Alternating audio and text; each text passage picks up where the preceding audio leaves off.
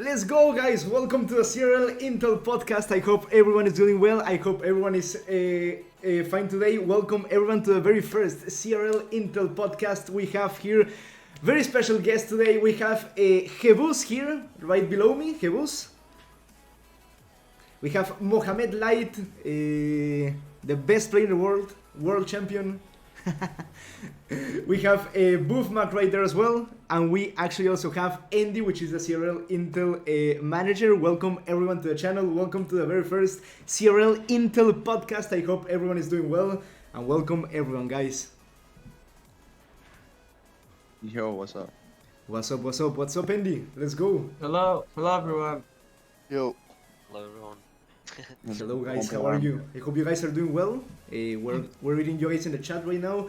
But yes, it's basically gonna be like a very special stream, a very special podcast. We're gonna do like some discussions about CRL, about the World Finals, about what's coming, about all the experiences we have with everyone and everything else. So welcome everyone. I hope you guys enjoy this special stream from my channel because it's very rare that we do a special stream, and especially on English. So welcome everyone to the Intel podcast, the very first Intel podcast. Andy, why don't you talk about why don't you talk to the people about how this works? Yeah, so basically the idea now is to have a podcast with CRL Intel. We are gonna be moving on a little bit, trying new things, experimenting, and trying to give people a new way to follow CRL and connect with the best players in the world, and also the best staff in the world. So really excited to kick this off. Let's go, Andy. That's amazing. I'm really excited to like actually have everyone here, hosting everyone in my channel. It's actually so amazing. And yeah, we can start with the very first topic. We can like actually start with CRL, with CRL Worlds. We actually want to talk a little bit about CRL Worlds. Andy, what do you have on store for us right now? Yeah, so basically the first thing that we wanted to talk about is kind of the location for the CRL World Finals, right? We've been before in Tokyo, in Japan. We've been all around the globe. We've been in Los Angeles in the USA, and now for 2022 we obviously went to Finland, where the Supercell headquarters are located. I just wanted to get everyone's thoughts kind of on the venue location, how comfortable it was for everybody to get there, obviously from the player hotel and where they were staying. How was your experience for you guys in the venue? Did you guys feel good? Did you enjoy it? We can begin with whoever wants to take on first. Just You wanna start, Jesus? I You wanna can. start, Jesus? If you want, I can start. Yeah. I think country-wise, it was a really good country to have worlds. It's not a big country, I guess you could say that, but the way you maneuver around the city and stuff in Helsinki, especially, was very easy, and I didn't have any problems getting to the venue, for example. And my place was close to, for example, a lot of places I could eat, and the hotels from the content creators and the players. So overall, in terms of maneuvering around the city and the country, it was really good, I think. I think it was amazing. Like honestly, my experience, I didn't get invited. I didn't like play. I didn't qualify. But it was like such a good experience. Like I think Helsinki is like such an underrated city. It's like super clean, super like I don't know. It's super first world, especially for like Latin American people. Like it's so different from what we're used to. And just going to like an event in Helsinki, like so amazing. Like we have the Supercell headquarters as well. So it's literally like their homeland, and it feels like it's their homeland because it's like so amazing. It's like the venue was so well decorated, like it's so amazing. But I can't speak much about experience from coaches or players because I wasn't invited and I didn't play either. So I think Momo can tell us more about that. Okay, well, um, right. So to start off, we had to do a lot of obviously like photo sessions and stuff like that. So they would just have like a car come and takes the players to the venue and stuff to do it there. But obviously, since I arrived a little late, I did it alone. So like I did everything alone. So like it was on the 21st of September. Um, I think I took like 4 hours from 9 a.m. to 1 p.m. doing the photo shots and a lot of camera stuff. Two interviews actually. They took a while because I had to retry a lot. So yeah, generally, since it was my first time in Europe, it was a very unique experience, a very nice one, and it's good to see CRL back in the live stage again after 2 years missing.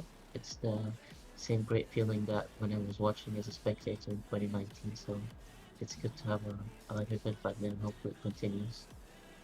Yeah, definitely Mhm. was a very nice experience. Um, I think it was pretty good getting to the venue. I don't think it was that difficult. Personally, people could just take a taxi or take the tram, and it would leave you like 1 minute of walking distance with the venue. Also, there were staff members with like Clash Fest signs in the street, which would guide you if you needed some help. So I think that was a nice touch with them to be as useful as possible. Charlie, what about you? What did you feel? Obviously, you've been to the World Finals in LA. So how did it compare to before, I guess? Yeah, I don't know. I was thinking a completely different city in Finland. Like it was a lot like different than the LA World Finals. Because it was like more like a stadium, right?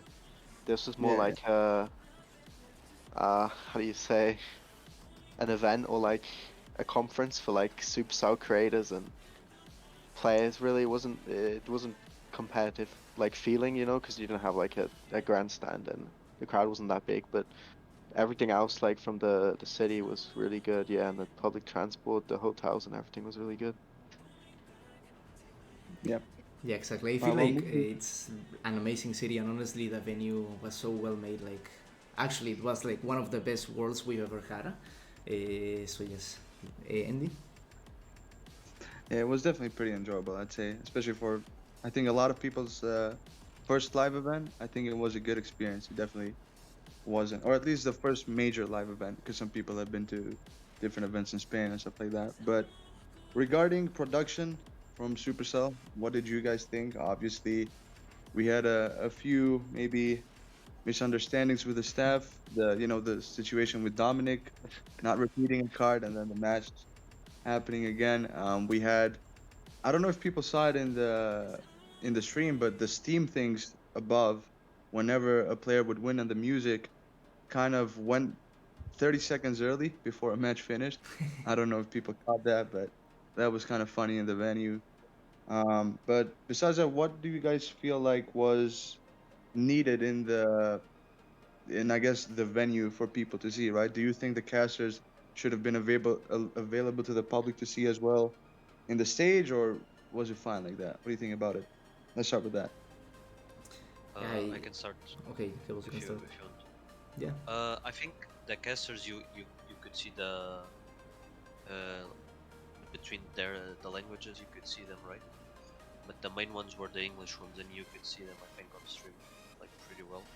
And I think regarding the staff, I think I don't know. I think they did a good job, even though the repeating card issue happened. But I think there's always one or two errors on every event, right? It's impossible to do everything perfect. I feel like they handled everything pretty decently, and I don't know. I really enjoyed uh, the 3 days I was on during the event. I don't know. Yeah, but definitely was pretty cool. Mohammed, what did you feel about it? Was it comfortable for you as a player? Because you were backstage. Yeah. Uh, so how was it from your So experience? Was it? so I had a lot of funny experience actually in the backstage since obviously I had to like play for the 6 days in a row.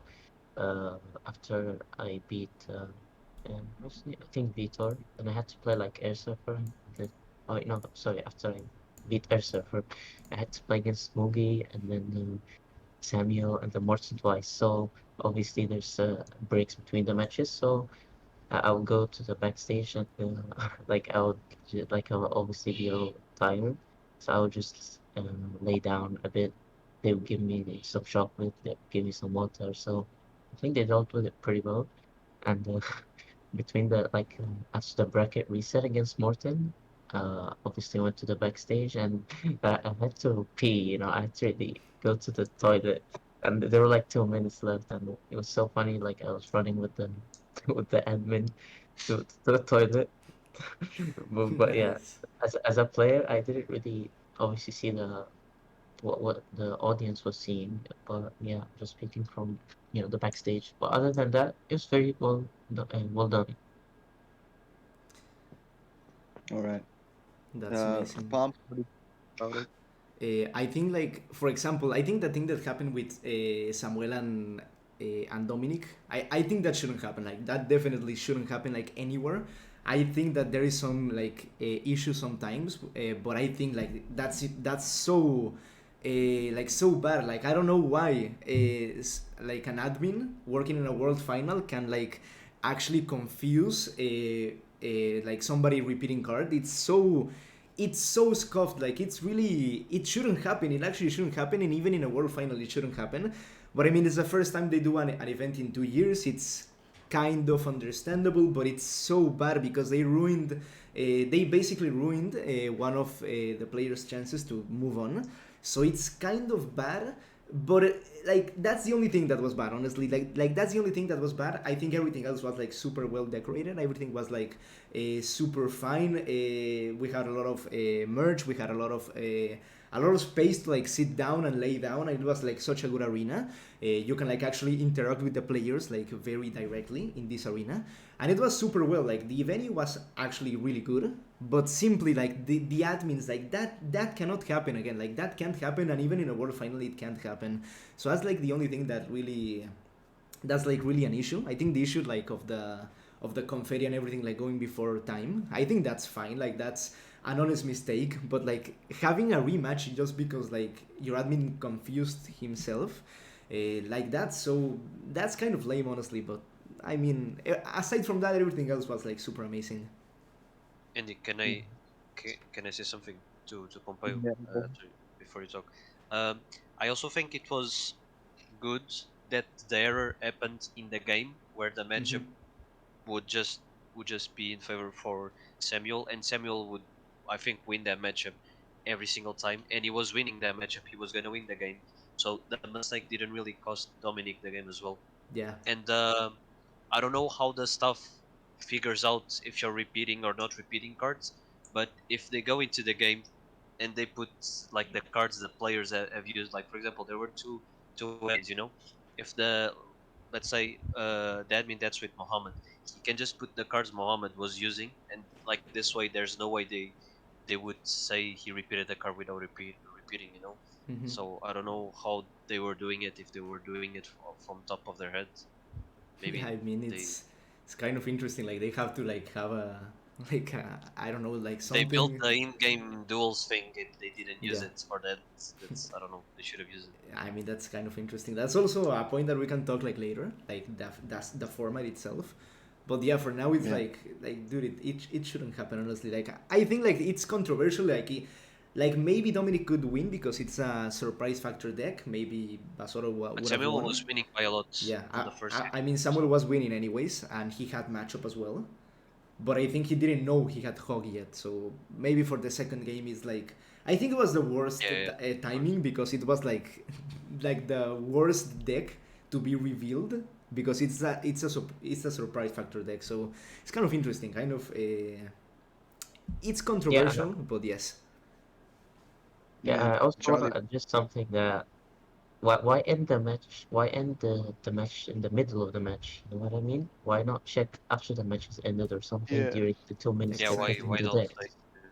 That's They something I did. want to touch on because I think so. Basically, from what we got told at the beginning, like, it's also the point that you made, Jibbers. I don't know if they use something to check like what the players used before, or like, was it an automatic system or was it on top of their head and they were like, okay, I see a dragon, because I think the confusion was between the baby dragon and the infernal dragon. So they were like, okay, I see a dragon card. He from repeated. what Dominic told me, they said he repeated guards, but the Ah, okay. guards were on Yeah. Samuel's deck Yeah, they for him. got so. Yeah, I So I that's don't don't know. even know. that's I even don't Yeah. know worse, why people man. saying dragons. I, Yeah, I don't Which really, confusing. I don't really know what they did there, but the decision before was to switch decks before they consulted someone backstage, and the decision then was reverted, and they were going to play the same decks. So I want to kind of ask another question. Do you guys think that they made the correct decision with keeping both of them to play the same decks, or should I switch decks because it was at that Switch. point an impossible I think I matchup for think Dominik? on every online competition we can switch decks, right, Pompayo and Mohammed? Yeah, I think Yes. they should have Hmm. switched decks for sure. Yeah, We never Especially definitely. had that a repeat matchup type thing. Hmm. because when the two decks are revealed, they both know what to expect. Really, there's no surprises. There's nothing. So Yeah. you really need to change the decks there. As long as you don't repeat from game one, it's fine. I don't see a problem. Yeah, I don't know if it was Charlie, like the like a rule book, like in the rule book, but I think like it should like be you should be able to change your deck if there is a rematch or something because it's like kind of like it's not fair honestly for any of them. Yeah. yep. No, can they not like? I don't know. I feel like it's a bit unfair if it's like a mistake for production and then like one player has a hard counter and they can't play the matchup because of a mistake from production. Yeah, I think they should have switched at that point, and I think that also them not allowing Dominik to switch or both of them to switch decks, I think kind of also made him a little bit more frustrated. Mhm. And, everyone saw his reaction after, right? So I Yeah, wanted Yeah. to Yeah. I And that mean, they also should have prepared for these types of things situation. because Yeah, of the rule of no staff and no coaches, etc. The like repeating a card will be very likely, but it actually didn't happen. But it will be very likely to happen. So they should have, I don't know, prepared the admins for that situation. yeah. That's like the Hmm. worst case scenario. yeah. So since they ended the match in you know, in the middle while they were playing, so the admin saw guards from Samuel the first match, and then he saw guards from Dominic in the second match, and then he saw, all right, he repeated a card. That's it. End the game. It's pretty weird.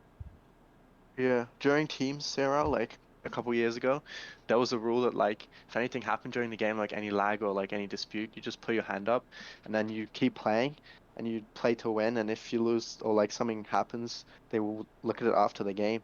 It's just so Hmm. much better because you don't put people in a situation like what happened to Welts. That Yeah, exactly. that happened to Vitor. Vitor, where he had Yeah, drag glitch, but he still won. But the admin yeah, went there and he said, "Okay, it's fine since I won." Maybe they would have checked if he lost. Hmm. yeah. That's why I think Yeah. maybe they maybe finish the game, but Yeah, but Yeah, like exactly. Draglet is hard to prove, right? Do you know, Mo, if there was any rules on that? If you had drag glitch or leg or I don't know about Draglich, but lag for sure they would let you repeat the matchup at least. I'm pretty Yeah, sure. drag glitch is Mhm. impossible to prove. We had Yeah. some issues during playoffs where the well, admins would just Yeah. do what they want. they don't record your screen. Yeah, No, I was about to say that they should record your yeah, Yeah, stream exactly. somehow. They they Yeah. should. should. They actually should because Dark Glitch is like so. Like I don't know how many times it happens, but at least to me in my streams it happens like once every other day, and it's kind of it's Annoying. really annoying. Yes, it's really annoying. So they should Yeah. definitely have something in competitive for that. If they're not gonna fix it, they should fix it. It's been 6 years since they haven't fixed it, but if they don't fix it, they need to have something like I don't know, like Yeah, I get Draglich like twice a day. It's really yeah, annoying. And it always happens in the most crucial points of the yeah, match. End up exactly. losing because of it. Oh, yeah. All right. So another thing to add or to talk about is how the staff was treated. Obviously, we learned a couple of days before Worlds that staff wasn't allowed backstage or to talk with their players before the games. But obviously, community had some backlash to this, right? Everybody reacted to this. And then CRL obviously presented the paper idea where players could take a paper on stage and they could have their decks and stuff like that by their coach prepared on that. So I want to ask this to Mohammed and Jebus because these two guys competed. Firstly, Mohammed, what did you think about as a player not being able to talk to your coach mid game? Well, at first I was really worried that, we would practice all the time, me and Jibus. He would give me the deck and I would just play, He would think while I'm playing what deck I should play for the next match. And then it was really relaxing for me that I needed just to play, right? But after we saw the decision, we started doing practices where Jeebus would give me the first deck, and then I had to pick for myself for the next two games. So it was very nerve-wracking actually at the start, but after some practice, I started to learn a bit. And actually, so one practice it helped me a lot. Like I identified that when they play that popular Mega Knight Ram Rider deck, that they can't play drill. So when they can't play drill, you can usually play Morten. And then that's what I did actually twice, but no, I figured it out. So yeah, I think well, me and James were able to adapt to this scenario pretty well. And yeah, me having been with Josie last year, he also helped me a lot with deck picking for myself. So I had some experience in that regard. So for me, I didn't really have much trouble with that. Um, by the way, Andy, I was checking the rule book, and you can switch decks. So I don't know why they said repeated Okay. matchup. Yeah. That Oh, was that's kind of interesting actually.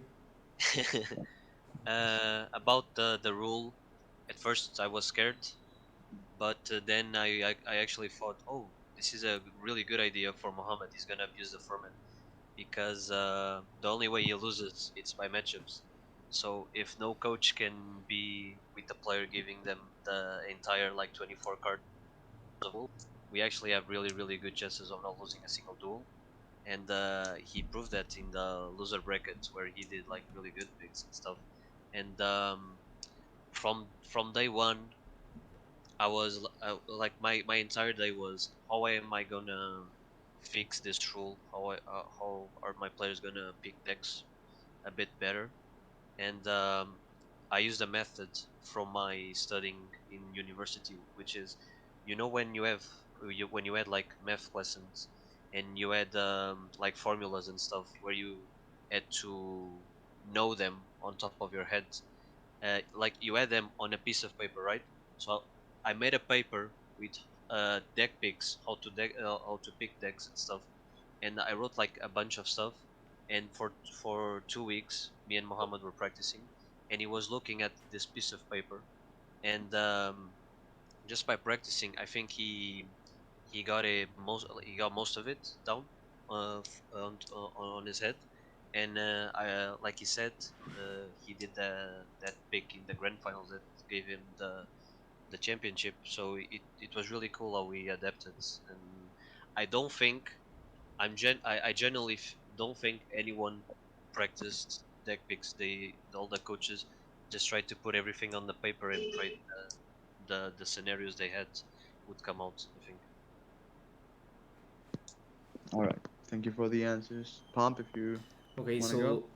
so basically, I didn't like. Obviously, I didn't compete. I didn't coach anyone, but I saw like some people like actually having like the papers. Like that was like kind of a big thing. Like you can see that the players mid game like with their papers, so that's kind of interesting.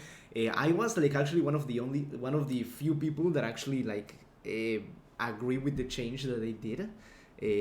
But yes, like I think at the end everyone like can adapt, especially Momo can adapt like super well for everything.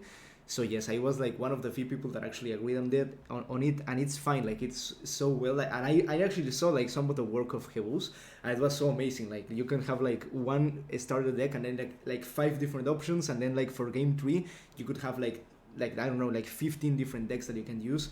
So it's kind of like it's super like specific. It's like super analytical, and it's kind of amazing honestly like to watch like so much of that work like going on just because of one rule change. But yes, guys, by the way, if you have any questions in the chat, you can ask them and we can like answer you right now. If you guys have any questions, si tienen alguna pregunta en español también, lo pueden hacer y les respondemos de una vez, gente. But yes, basically that. All right, Charlie, if you want to give your final thoughts. Oh and then yeah. I don't know. Yeah, it was a bit weird, like seeing the players on their own, like reading from paper. It didn't really make sense. They should have just had their coaches there with them. In Like, in in like old CRLs, how would you be able to pick decks? we would like discuss it with coaches like beforehand, right? And they gave players like one timeout per best of three, or one Oh, timeout per match, maybe I think. So Yeah, it was one per like match. Yes. you weren't allowed any paper or something? No. no, but we had a timeout, right? So it's like maybe like the last game of the set where you would call a coach up and they would discuss decks and you'd have everything else prepared for like the first 2 games or something. Anyway, so Yeah. yeah. It was basically like preparing every like all the set. If you were like winning in the King of the Hill or whatever, you stayed up in the tower, and if you lost, like you can go down or whatever, but you cannot like talk to anyone if you are like up in the tower. In 2019, it was like that. So yes, like you didn't get coach mid in the middle of a game unless you use the timeout, which is just one timeout per game. Yeah, Guanek's right This here. He's saying it's different with Jules. He's Yeah, like exactly. Jules is Yeah, so yeah. different. I was gonna You need to say. speak I to was the gonna say coaches, that. right? Because, for you example, though both my. for Sorry, Andy. the Sorry, Andy. coach. Yeah, I just want because obviously, like during the regular season, I understand that your coach could talk because the regular season of CRL in 2019 was pre-recorded, right? So they could cut out any delay that people had with the coaches and stuff like that talking. Yeah, yeah. So like Worlds, was this happening at Worlds as well? Like, did they have a minute or this wasn't allowed at Worlds? I don't know if you remember, but Oh, it it would be like was. yeah, Yeah, at I 20. think it was same format. They allowed coaches to come up with a All timeout, right. one timeout, I think. So yeah, I think maybe they should have maybe done something like this, like allow 2 minutes and then the casters on broadcast can talk about something, I Yep. guess, while the But keeper. uh, but the paper idea was good because like a Hmm. normal best of three no bans, you can just do like a list of decks and you have those and you can discuss before. But duels, it's like a tree where game one and then you have game twos and you have game threes, so it's way different and there's a lot more of decks you can use in the duel Hmm. Yeah. compared to It normal. just doesn't look like very professional either, having like a piece of paper that the players are reading off on stage. They didn't I've even been it. provide like Yeah. something like of them like that had their branding on, of Clash Royale branding. They just literally gave you a piece of paper. They could I have at saw least given you like a card or something. I saw like airsurfer because he had his paper and he had some, for example, let's say, uh, uh, I'm not gonna say much of his strategy because I don't want to leak it. He had some decks and he would just cross them.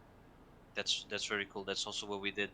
I would Uh, write, let's say, 5 or 6 decks that they would definitely play against us, and then with the cards out, Mohammed would just cross them, and that way he could think better for the decks. We also did that in practice. Okay, fun fact, I didn't cross anything. I You just went didn't with the cross. vibes.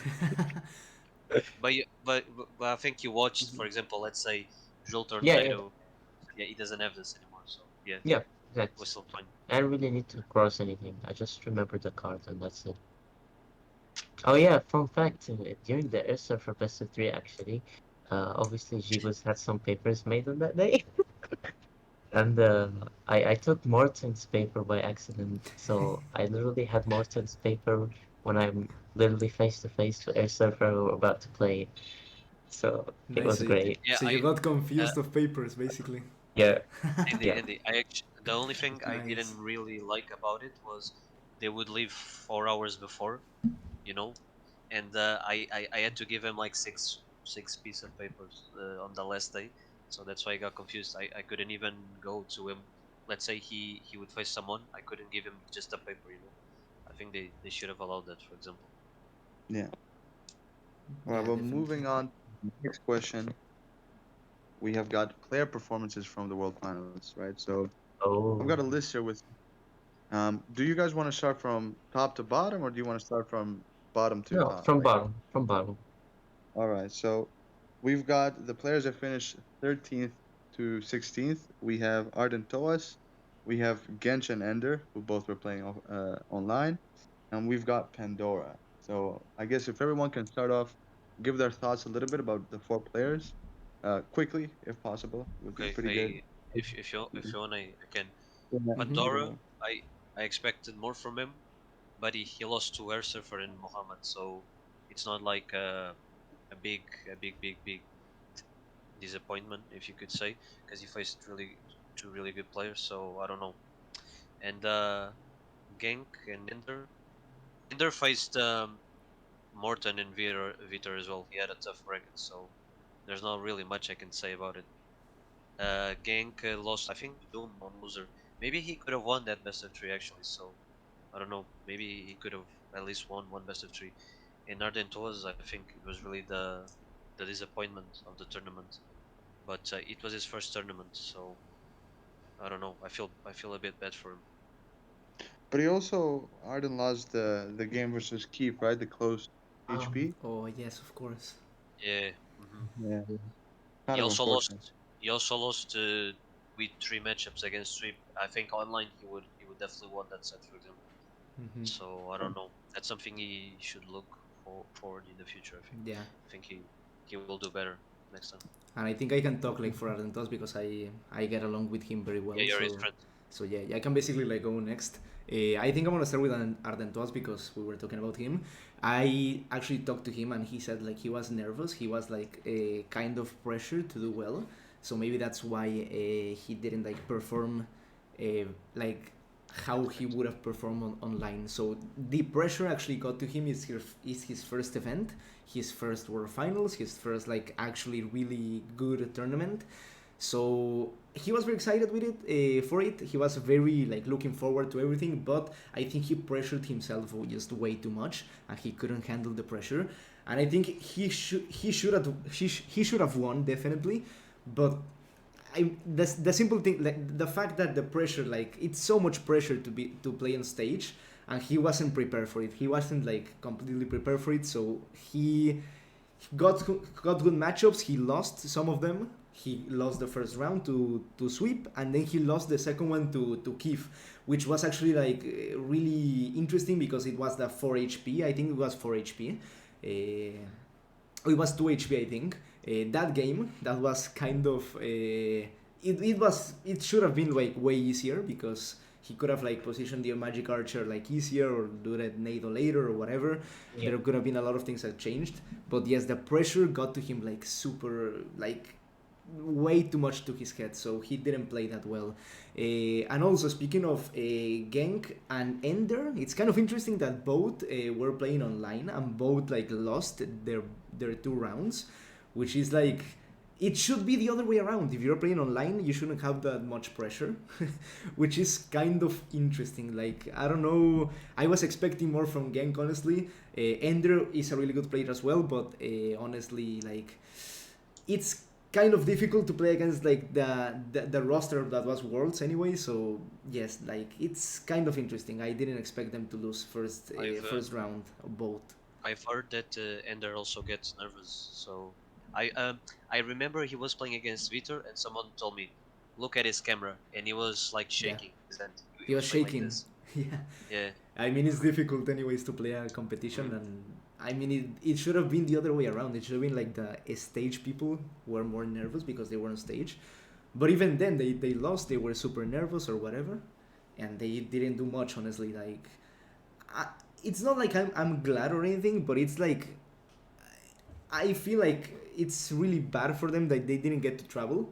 But it was better at the end for like content wise to have everyone playing on stage. It was way Yeah. better because it felt so awkward, like watching I don't know Lucas play by himself on the stage. Like that was so awkward. But yes, I feel bad for them because they didn't get to travel. I'm not like throwing shade at them or whatever, but I just feel like it was like more entertaining for the viewers to have everyone on stage, specifically for like the viewers that were like live. And then we have Pandora, which is like kind of a surprise. Honestly, I expected Pandora to go like way further, but I mean he lost to really good players. I don't know him much well, but I expected him to go like way further into the tournament, but he didn't. I also saw some pictures on Twitter, and I think a video of Mhm. Genk checking elixirs. So Oh I don't yeah. know I don't know how CRL could have prevented that, but thank God Lucas or Dominik didn't lose, and he was looking at elixir. I think. Yeah, So I think the casters actually talked about it. They said that they had cameras like looking at what they were doing. So I don't know if that's true or that's like I don't yeah, know if he didn't have a camera or maybe they had something. side cameras. Yeah, Yeah, but you can always sneak for example, the phone or whatever somewhere. I don't yeah, know. exactly. Like it's so difficult to control somebody that's not on stage. So I don't know if that's real, if he was actually watching an elixir or not. But like that's also interesting. That's like an interesting topic as well. I know Ender wasn't because he was like like literally in front of the Oh camera, yes, and he he was was always super. watching Yeah, his he phone. was super focused. So he actually didn't do anything Hmm. besides playing Sure. Your thoughts Uh, on my thoughts on what? on the top Players? four. Yeah, yeah, Bo the like top bottom bottom four. four. four. Yeah, bottom four. Yeah, bottom four first. Yeah, I mean, I don't really know any of them really. I haven't really followed much of their games, but Pandora surprised me a little bit. But obviously, he had hard opponents. Maybe I would expect him to, finish a bit higher. And the others, yeah, it's hard playing like online, right? When everyone else is in person. It's just a different environment, and yeah, I don't really know enough about the players to like comment on their performance. I don't think. Unfortunate. All right, Mohammed, you want to wrap it up? Yo, Ardentoas, Gensh, Ender, um, Pandora. yeah, What do you think about? actually, first with Ardentos, I thought he was gonna like my expectations. I thought he would get like top six easily. I don't know. I thought like the pressure wouldn't get to him because I saw all his tweets and stuff, and I thought he would be like very motivated. Um, but I think him just thinking about what's at stake, it's what got to him. If he just clears his mind and focuses on winning the match, and then like seeing it through from there, he would have been fine. But he was just getting ahead of himself. And obviously, as Pompeo said, he put a lot of unnecessary pressure on himself. When like no one is gonna say anything if he loses, right? You just have to do your best and not care about what anyone says. So yeah, and the toss was definitely a disappointment, but hopefully he can learn from this experience and do better, even better next year. So and Pandora, uh, I also thought he would do a little better, but seeing the bracket he had, obviously facing the airsurfer, it wasn't an easy task for him. So. I guess not a big this very big disappointment like Ardent was. And the two online players and start off with Energy. I thought he was like he was doing well, but I feel like at some point of the match he would just not be focused or something like that. He would just tilt his head. He would just lose the match in an instant. And yeah, it's interesting too that the two online players that are supposed to have an advantage, not playing on stage, both losing their two rounds, getting first rounded. So yeah, and Jenk, he faced Lucas, so a pretty tough first round. Who did he face in second round again? Dominik. Dominik. I don't remember what happened there, but generally speaking, Jenk was playing very, very comfortably, but I think the issue for him was that he needed to practice more. Yeah, He probably could have won against Lucas if he was more, know what to do. if he had worked more.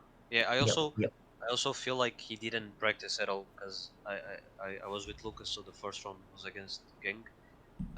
He literally, and I'm not joking, and it's a bit sad that a world finalist played the same exact decks he played in June against us in September. So maybe this is a good way for him to learn how to adapt to different tournaments and stuff because he really played his decks. So I don't know what he was expecting Hmm. Yeah, it out of it. was. I mean, also in his interview, he said that he didn't practice much. I think he only Yeah, maybe. practiced on land like 3 to 4 hours Yeah, a yeah, day. exactly. He So didn't practice duels. I think for him coming into an underdog for sure, first major event that he's played, I think he had to try his hardest to, surprise people. And I think him not doing that, doing exactly what you said, Jeb, was just repeating the same decks over and over again. That definitely was Yeah, just expected of maybe that. maybe he doesn't have time or something. That I don't Yeah, know. And it's like if he has a life, then like obviously he needs to do his life things. But if he had time, he could have definitely prepared way better. yeah. Hmm. All right. Number 12 is KK. If you guys want to give your opinion on him, again, we can start in the same way. Jebus, Pomp. Hmm. Uh, isn't the top 9 to 12 Yeah, the it's 9 same. to 12. Okay, By okay, the way, this is not in order. This is just a sheet that okay, people okay. have. Yeah. So yeah. I can go first since I was also always Mhm. going first. I mean, KK, it's also like a disappointment. You beat Mohammed and then you lose the next two best of threes. So I don't know. Um, I actually thought he could get a top six after beating Mohammed, but then he lost to Keef. He was really tilted on that best of three, and Keef had a really good game three. And when someone is playing really well and you're playing tilted, it's not a good like situation for him. And he has so much experience. I felt like he should have done more. Like okay, let me focus. Let me like try to see what I can do here. I know the matchup. I know the decks I'm playing. So let me just like regroup and get this win. Because I feel like if he didn't play tilted, he could have definitely won against Keef. At least that best of three could have won. So for me, it was a disappointment because he has so much experience. I expected a bit more from him. Do you want me to go Dominic, Lucas, and sweep, or should? Now we can go like one per One by player and one. then all. Yeah, Okay, yeah. go Pompey. Okay, so basically KK, like, I don't know, like, after beating Momo, like, that's insane. You just beat Momo. I think that should have been like the best confident boost ever. No, no, Like, you no. just beat like one of Yeah, the best exactly. players ever. And like, of course What? you faced What? airsurfer What? like No. next, but it's like so, like, I don't know, dude, like he should have gone like way farther into the winners bracket, but I don't know, simply He actually, I Pompey, yeah. do you remember he choked the 2-0 against airsurfer? He Yeah, had a hard exactly. counter as well. Exactly. Yeah. So really, Bro. that was like kind of a disappointment, honestly. But I mean, their surfer is really good. He's so good. But yes, basically that. Mohammed. Wait, Pompey, you said Mohammed is one of the best of all time. What? I No. mean, at that time, What? before you No. started playing Worlds, before you got the world champion, you were one of the best. Now Okay. you're the best. Yeah, Okay. you're Respectable. literally the best. But before you weren't like, you weren't proven on stage yet, and you actually lost. So, I mean, that was like kind of insane Yeah. for Yeah. KK Same. to beat you. So yes, like that should have been like the confident boost that should have gotten him in, but he lost the next game. So that's kind of harsh. Yeah. I'm a losers bracket merchant after all, right? Yeah, I can actually always yes. make my way. I can always make my way through that. Yeah, exactly. That run was amazing. Momo, let's go. Charlie, what do you Uh, think, man? KK. Uh, KK, yeah, he should have got further after being more. Like that Yeah. same thing. He after like in the winners bracket, yeah, he just should have gone so far. I feel like after beating Mo. And KK is obviously like a very experienced player too, and he's been playing CRL forever. Um, he should have got like at least top 6 maybe. yeah. I think. Did you talk Mo? I think you. Well, not yet. No. Well, obviously, KK is my first opponent. Um, yeah, I guess I can speak a little bit about that best of three. I was obviously, nervous. Normally, it was the first best of three on my stage, like audience too. So, I think he did his job. Obviously, I could have done much better. I could have played much better, but yeah, he did his job in that first best of three. And then like the best of threes next after that, I don't know. I felt like he mentally just wasn't there, and especially after he lost that the second round, went to the losers bracket.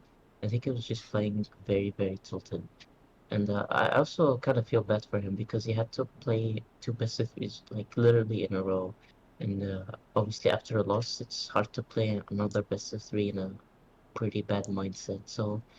I mean, yeah, I feel bad for him, but obviously you can't let the loss get to your head. At least when you're about to play another match, you need to just clear it off your mind and reset mentally and just try to do your best. Yes, Andy. I don't know if you know, but when KK lost to Airsurfer, KK went to the kitchen area, and his coach gave him the paper. I don't know if that's allowed, but yeah, that happened, and then he went back in for the No, that's other best of interesting. three. Yeah, that was funny because someone was going to the bathroom and he was like, "Oh, I just saw them talking," and gave him the paper and he came back. But Mhm. the double best of three was, I don't know. I don't think I think they should have tried to change it, or I don't know. What do you guys think? I mean, I think it could have been changed, but I don't know. Due to time issues, I think they just Yeah, kept that. I think They it's want- still, yeah. If it's in the schedule, it's in the schedule. It should try to, I Yeah, don't know. not it's weird with what they're doing. But if we kind of want to just go like a quick rundown now for everyone, so I'll just read the names. Dominik obviously finished 9 to 12. I think a decent finish for our first event. He could have gotten a bit further maybe, but playing Lucas, then Gensh, and then I believe he played versus Who? Dominik. No, Dominic faced Bassotto. Yeah. Bassotto, Yeah, and then he Bassotto, but then lost to Mugi. he He lost to lost to Mugi. Bassotto and Mugi. Yeah, Yeah, so I think a tough bracket for him, right? Not the yeah, best yeah, maybe exactly. situation, sort of like Pandora. Kind of unfortunate to get knocked out. But talking about next is Lucas. I think the biggest surprise, maybe possibly even more than Mohammed winning, is him Maybe finishing second ninth. because Ardent was maybe was the Mhm. No, but I mean, I think Lucas. What Yeah, did I I think put to Lucas finish was ninth? more hyped than Ardentos, honestly. I mean, no, he. no, Respect. no. I'm saying Yeah. it's more of a surprise to see Ardentos where he is than Lucas maybe because I I don't don't know, know. Lucas it's almost in the middle. Yeah, I mean, Lucas was like top. I think top 10, right? Yeah, yeah, Yeah, it's fine, but I think Lucas was like hyped to be like kind of a little exactly. bit higher. I think Ardentos was like a rookie, a new player. Yeah, He's super good, but I don't think he was like in the level expected of Lucas. But I mean, Lucas got a top 10, which is way better than Ardentos. So yes, that's basically interesting. go on in the story. And then sweep 9 to 12. I think he could have gone possibly further, right? But he lost to Mohammed, so He tough lost to luck there. Mohammed and Sandbox. Yeah, I I think think his placement is really good for yeah, I think he Yeah. not most of the year for only playing at the end of CRL. Um, he told me he didn't have internet for a lot of months, so that's really good that yeah, he came back yeah, like yeah. this. This placement. No problem. So definitely want to keep an eye on for 2023. I think if Mhm. he plays, Yeah, he grinds a most, lot. yeah, he's definitely got that mentality Yeah. in him. So I think he can be a surprise for 2023. But Keef number 8, we're going to the top 8 now. I think Keef number 8, pretty good for him. No complaint. Yeah, Almost, Keef was like almost like one of the biggest surprises in the event. Honestly, I didn't expect Keef to go like that far. And I talked to Keef like before the event. He told me like he was like excited. He didn't have anything to lose. He came in without pressure, without like any expectation from him. So basically, like him getting top 8 is like super good. I think it's a really good like top for him because I don't think a lot of people like even know much of Keef. He was last year as well. But yes, like not a lot of people like expected Keef to go that far, and he actually did. So I'm really happy for him. Like I actually talked to him, and he was like super nice. He also like did like he did quite well as well in the loser bracket. So yes, props to him. Yeah, I also like that he was given the chance to play losers this time. So he won two Mhm. games in losers, which is really good. yeah. Charlie Mohammed, if you want to give your opinion on Keef, and then we can move on. Sure. I'll just go over Luke's quickly and sweep too. I think Luke's could have finished like top 4 too if he beat Samuel, right? It was just like whoever won that I think would have got top 4, and obviously Samuel finished third. Yeah, And sweep, Mhm. yeah, I think sweep was happy with how he placed, and yeah, quite surprised. Obviously he was at Worlds after like not playing all year, so good for him. And Keith, yeah, I think he did really well as well. I wasn't expecting him to place that high.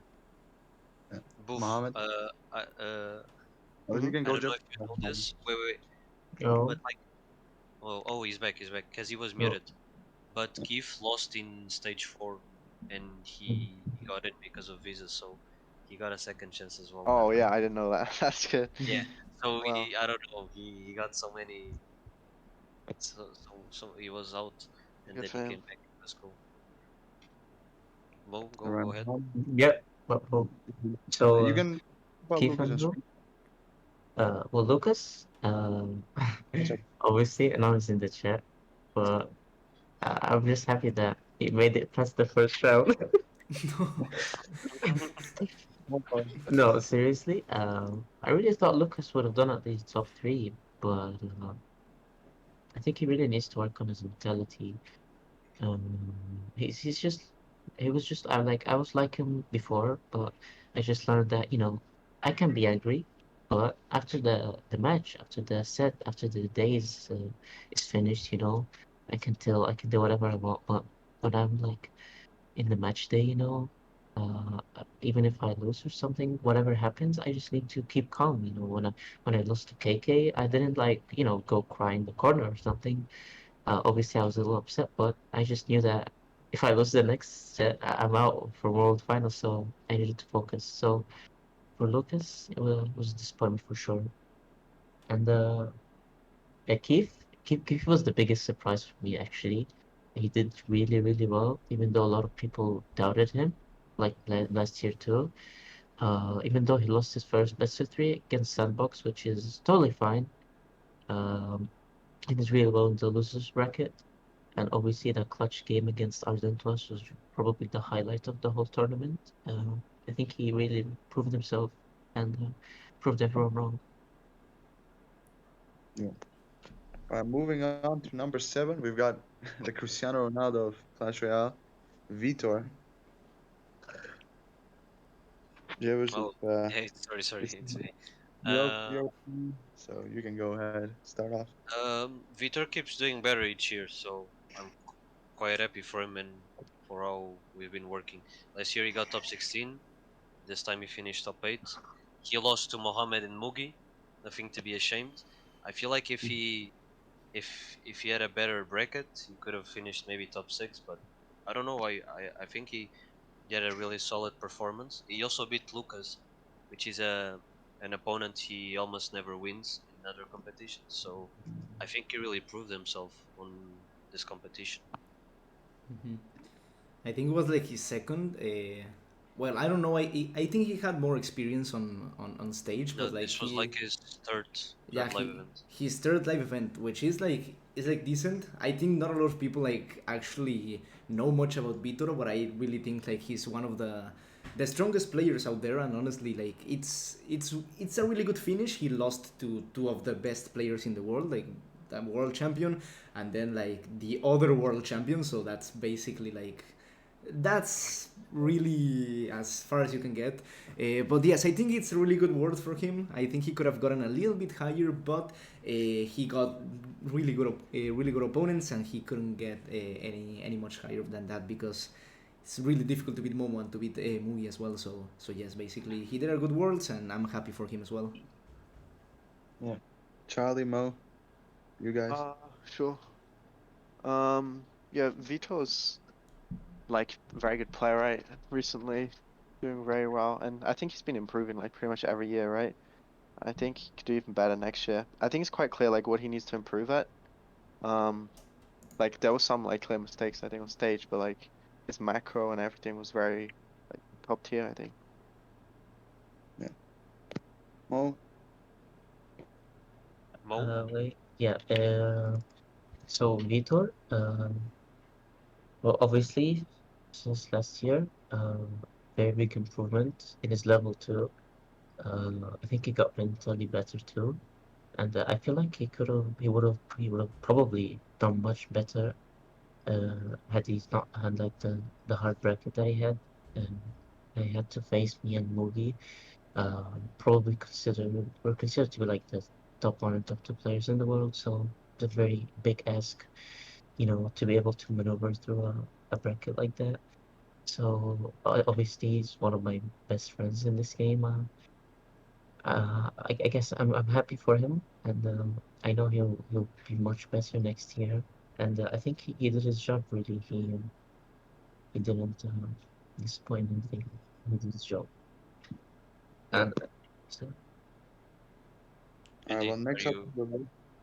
yeah. Let me just say one more thing. He also found his way to practice this year, because he was practicing by himself and everything, and I think he really improved when he found the way to practice more efficiently.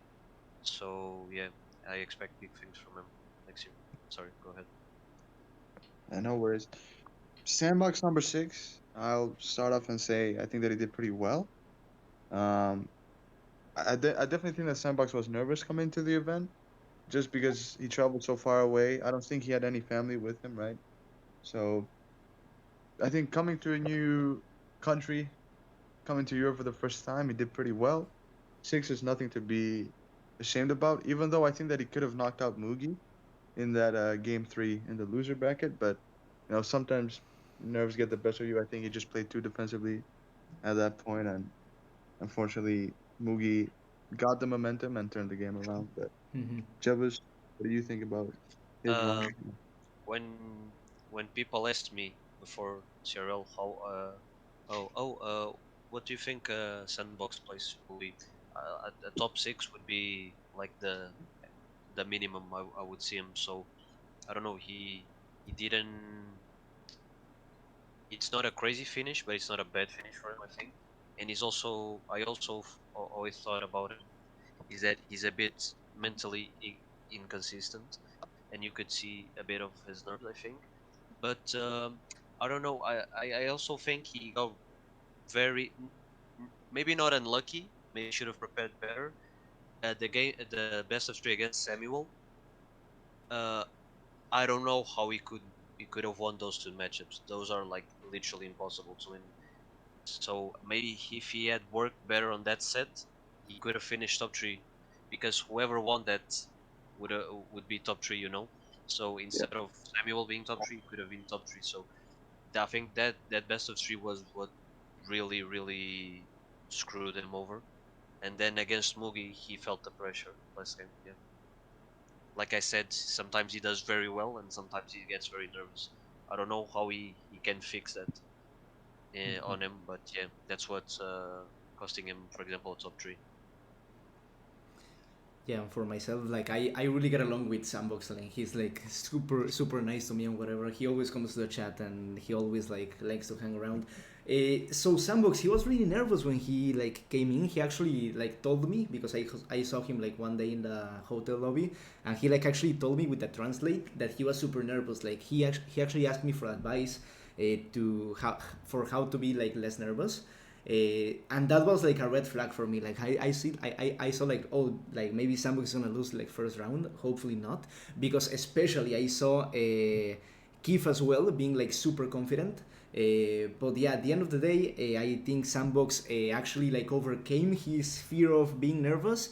He actually didn't feel much nervous after that game. He actually got a confidence boost and he did really well. I think a top six for Sandbox is I think it's expected. He's really a really good player. Not maybe not like the world champion candidate, but he's a really good player. And a top six is like what people expected of him. And I think it's really good that he eventually like got his confidence back and he ended up like beating a lot of good people and yeah, basically he lost to Samuel in the semifinals of the winners bracket. If I remember, and yeah, basically that it's really good, really difficult matchups. It was. Yeah, but I'm happy for him because he eventually I like overcame his fear of being nervous and he eventually got a top six, which is amazing. Charlie, Mohammed, your guys' thoughts on Um, Sam? yeah, he did quite well, I think.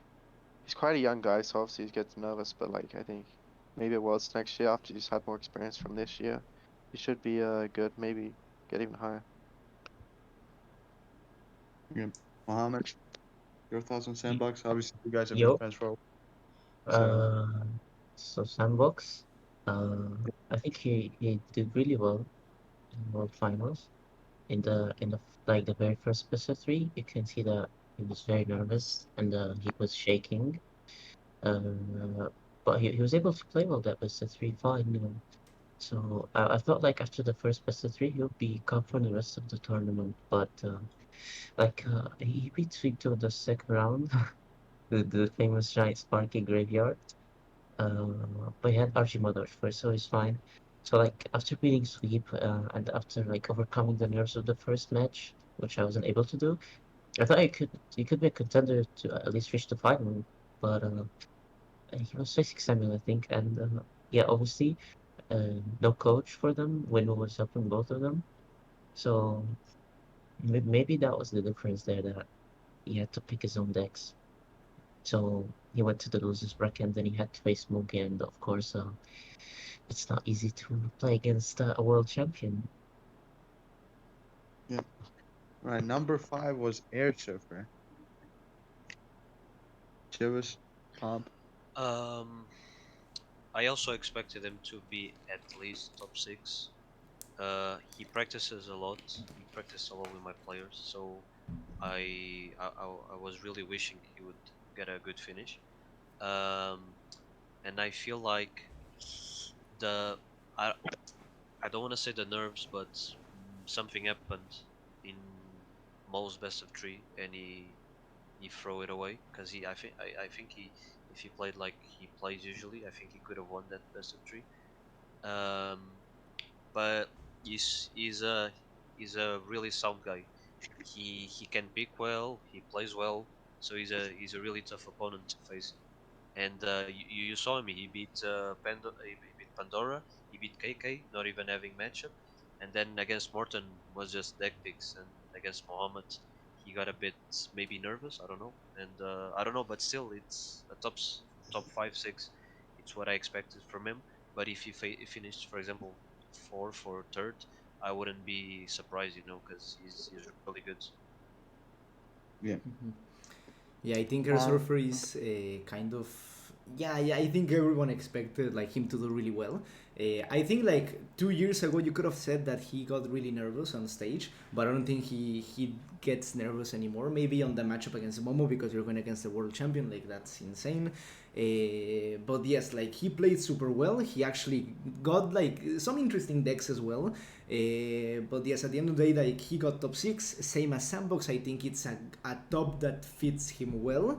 He wasn't like a big candidate for world champion, but he wasn't like either like top 16. Like he wasn't like going to get top 16 either. So it's a good top for him. I'm happy for him as well, and I'm happy to see him like next year as well because I think he's a really underrated player, really good player as well, and I think he can make like an even better top next year if he like finishes up like working on those things. alright. Charlie, Mohammed. Obviously, Charlie, you've Uh, known Jack for quite a while, so. yeah. Obviously he's a very good player. He used to get nervous on stage a lot, right? And he used to Hmm. struggle, but always off stage he was excellent. And now he's like getting more confident on stage. He started to play better. He finally got like a good finish at Worlds. I think yeah, he probably only does better from here, really. What do you think about his, for example, Mr. Trigas, Morton, and Mohammed? Do you think he got nervous or he just lost because of something else? Um, yeah, I don't know. Maybe yeah, maybe it's still maybe a little bit of nerves, like playing against one of the like the big players in the tournament who obviously looking to win it. He definitely got nervous, maybe a little bit against them. Um, yeah. Mohammed, Yeah, yeah. So still distracted. air Oh, surfer. stop again. Oh, air. So airsurfer, obviously Alan was helping him. Really big fan of him. I think we were pretty good friends too. So obviously I faced Air later on, but I think Air Suffer was up there with the people that were just playing with no nerves at all. I feel like played really really well the first couple of best of threes. Up until like he faced Morton, and I think that best of three was up to matchups more than nerves or him playing necessarily bad.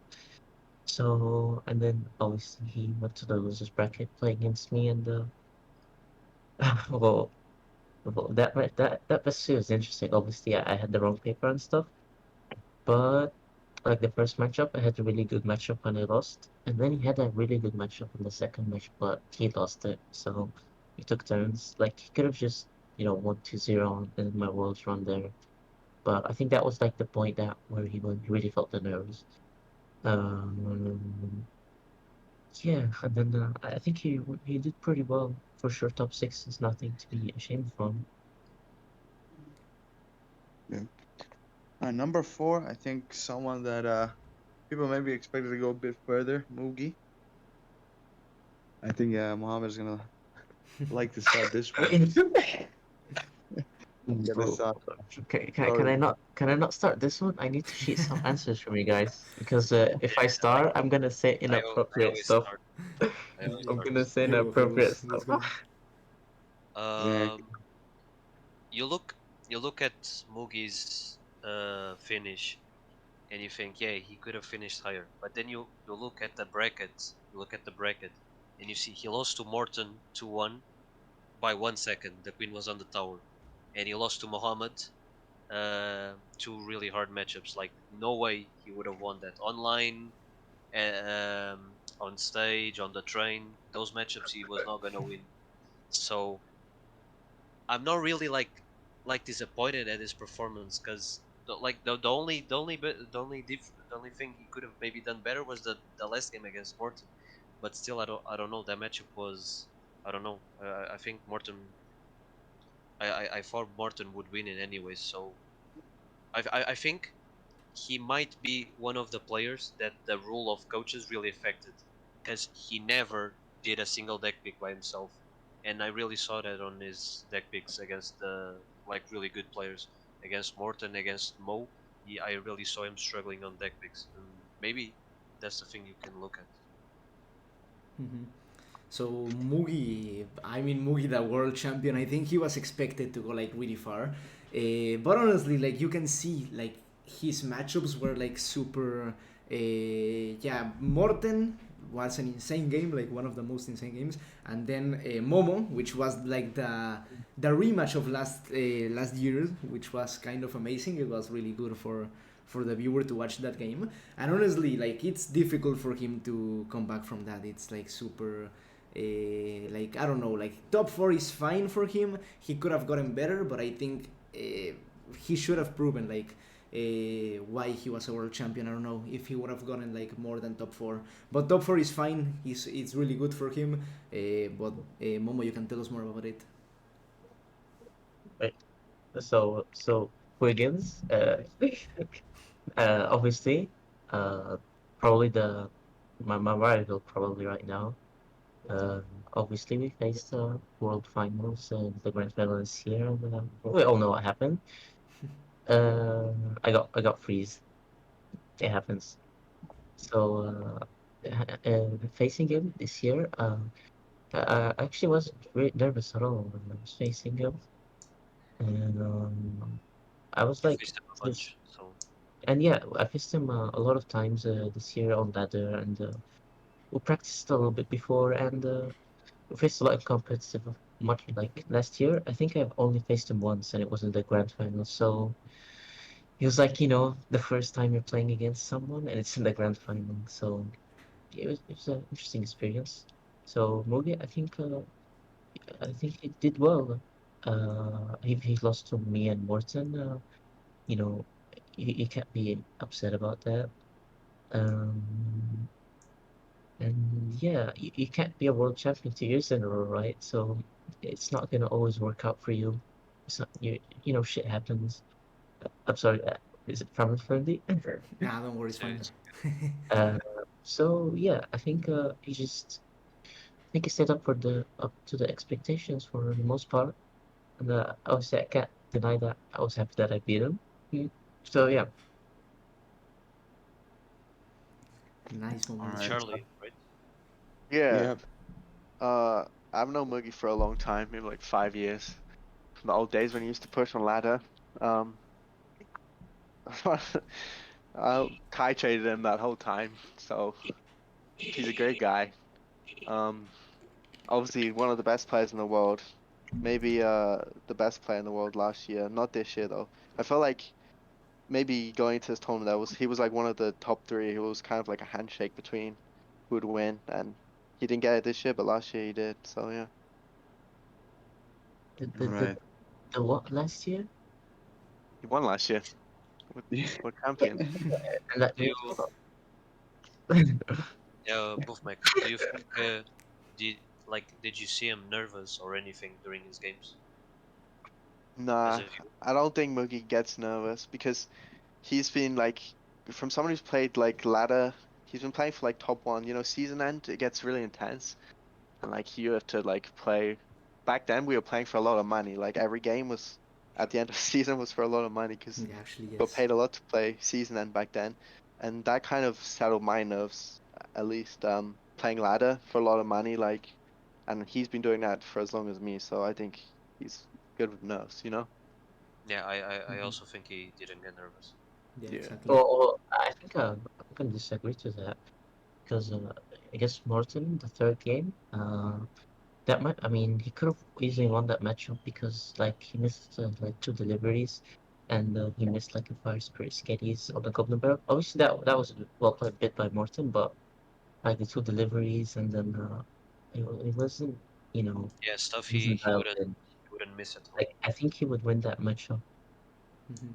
70 times out of 30 or 100 if it was online. But yeah, I think the rest of the tournament he wasn't nervous at all.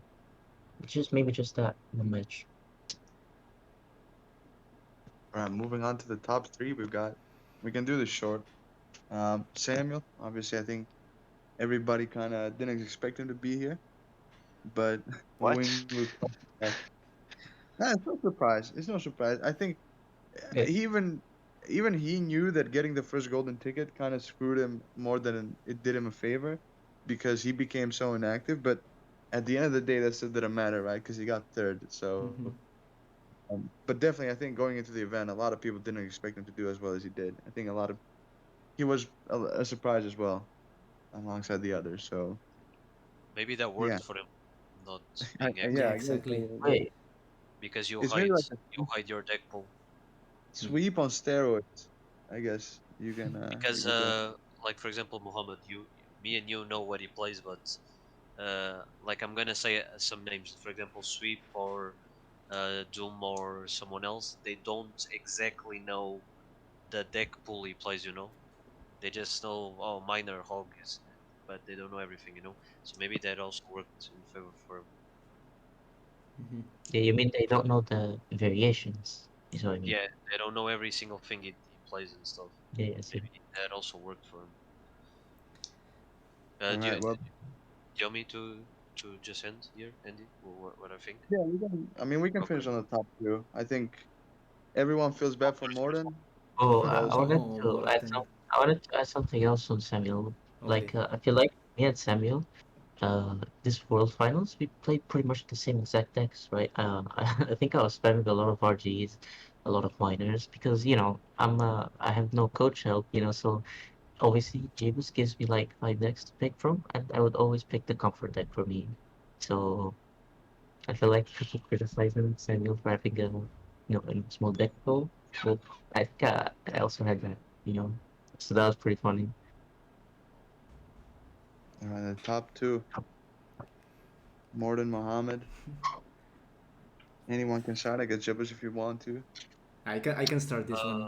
Go on, Popeye. Yeah, let's not Morten. start that. I mean, Morten is like we everyone thought like maybe what happened if he got top two? What happened if he like didn't get champion again? Like that was like on everyone's thoughts back then. Like top two, like that top two, like he always gets top two and he's like a meme. So at the end of the day, like getting top two is super good for him. But I think he was the favorite. In fact, I think we did like a predictions on the CRL Intel like before Worlds, and I think he won like the most votes for world champion. So he was definitely the favorite. But then like getting top two, getting like into the grand final with one set advantage, I think he should have gotten top one. But I mean, Momo was like definitely insane, and he stopped Morten completely.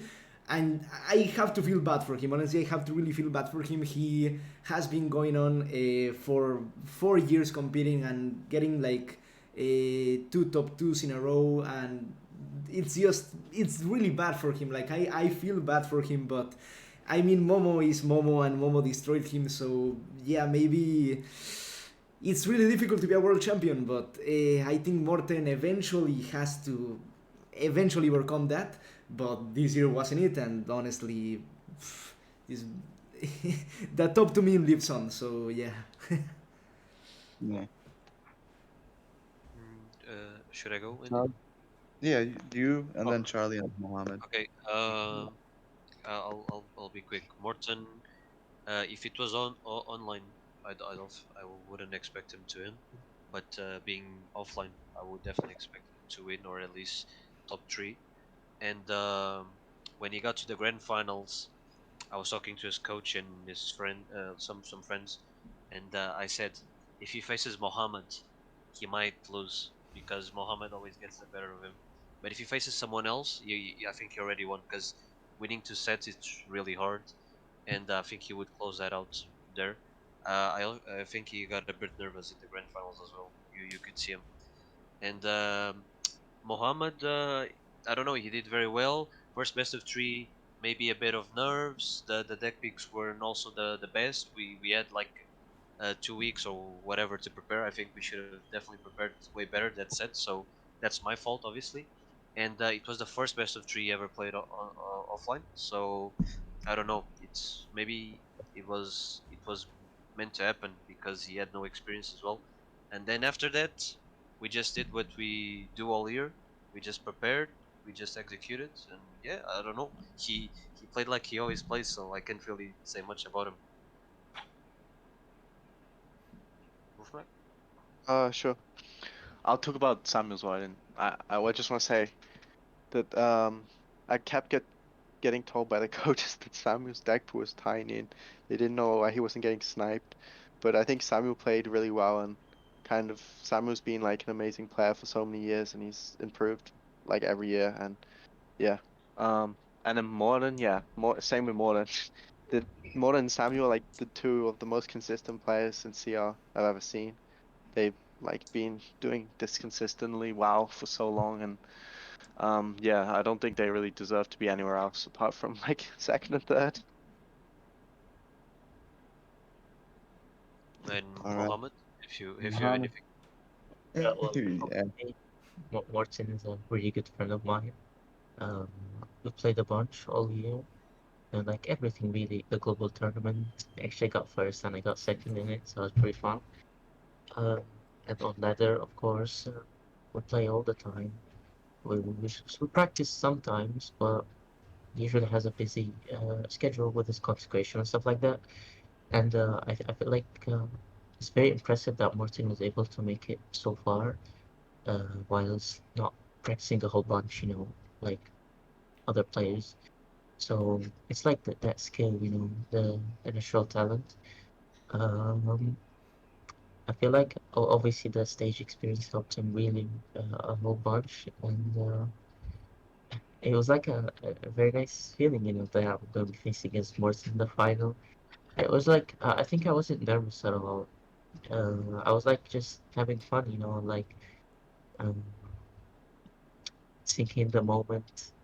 It's a moment that I'll remember for a while, so I wanted to make it a good moment. So a lot of respect to Morton, of course, and and the decks like I think I played like Graveyard first in the first best of three, and then Graveyard again the second best of three as like a surprise, because they wouldn't expect me to play the same deck to start off the best three twice in a row. And then I played Mortar in the second game, obviously, as I said before. Um, I usually play the comfort decks, my comfort decks that he gives me as choices. So Mortar, Skelly King in the first best of three, and in the bracket reset, Mortar Valkyrie, my bread and butter, pretty much the best deck for me.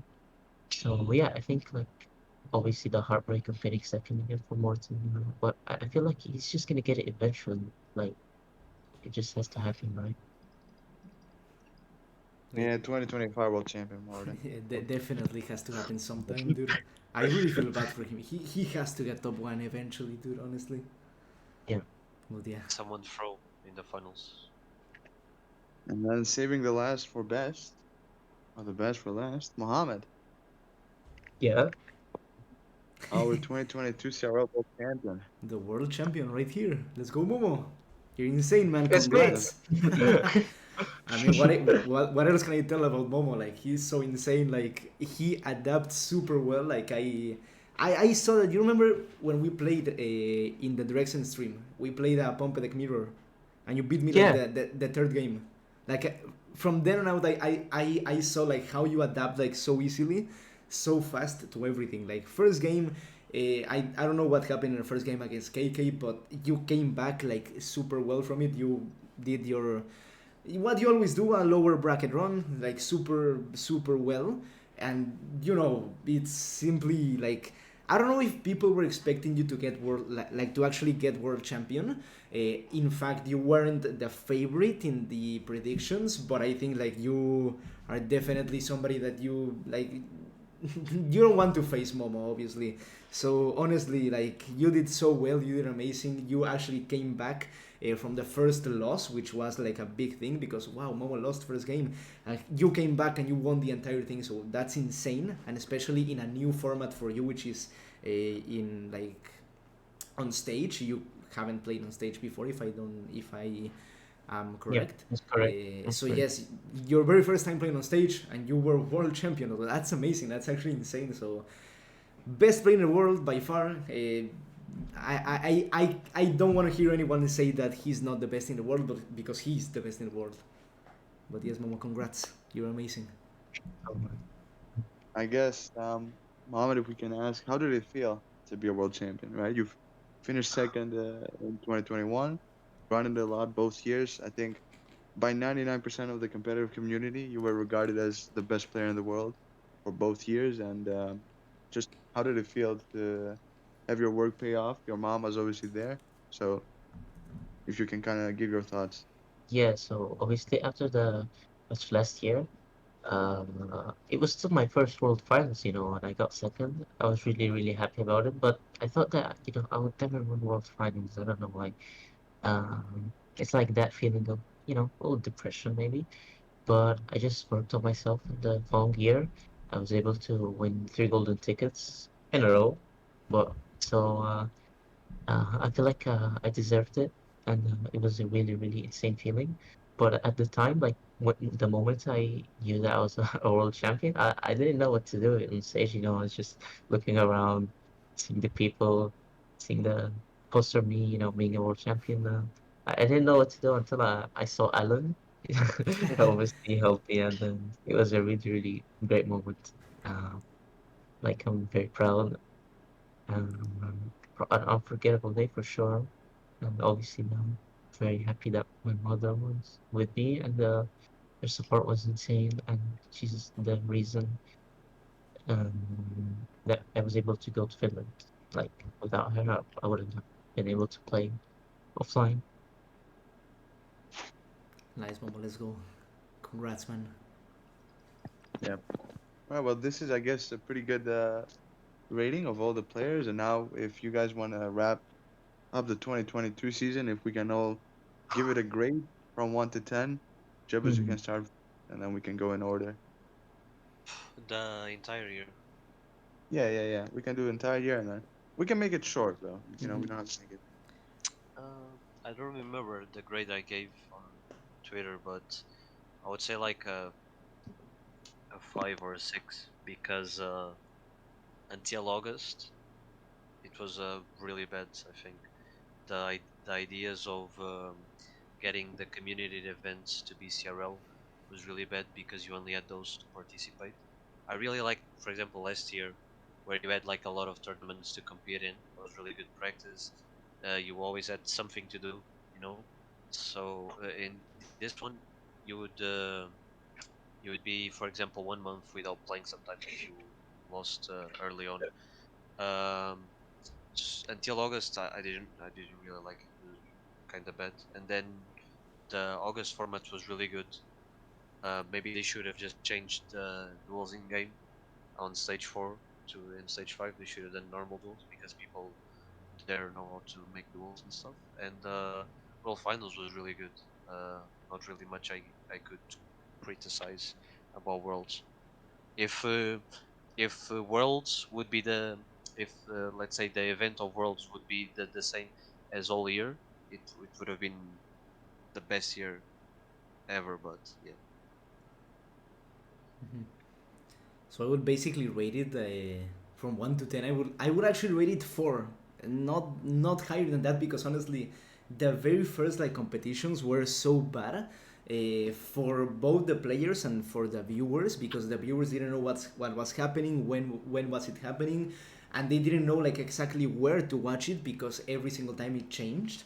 Also, the format is different, so they didn't know how it worked. They didn't know if somebody like was playing duels, was playing, I don't know, regular best of 3, was playing in-game duels or whatever. So I think that was terrible for viewers and also for players. I think a lot of players like didn't play this year, at least the first months of it. They didn't play anything because it was so hard to like keep track of all the competitions.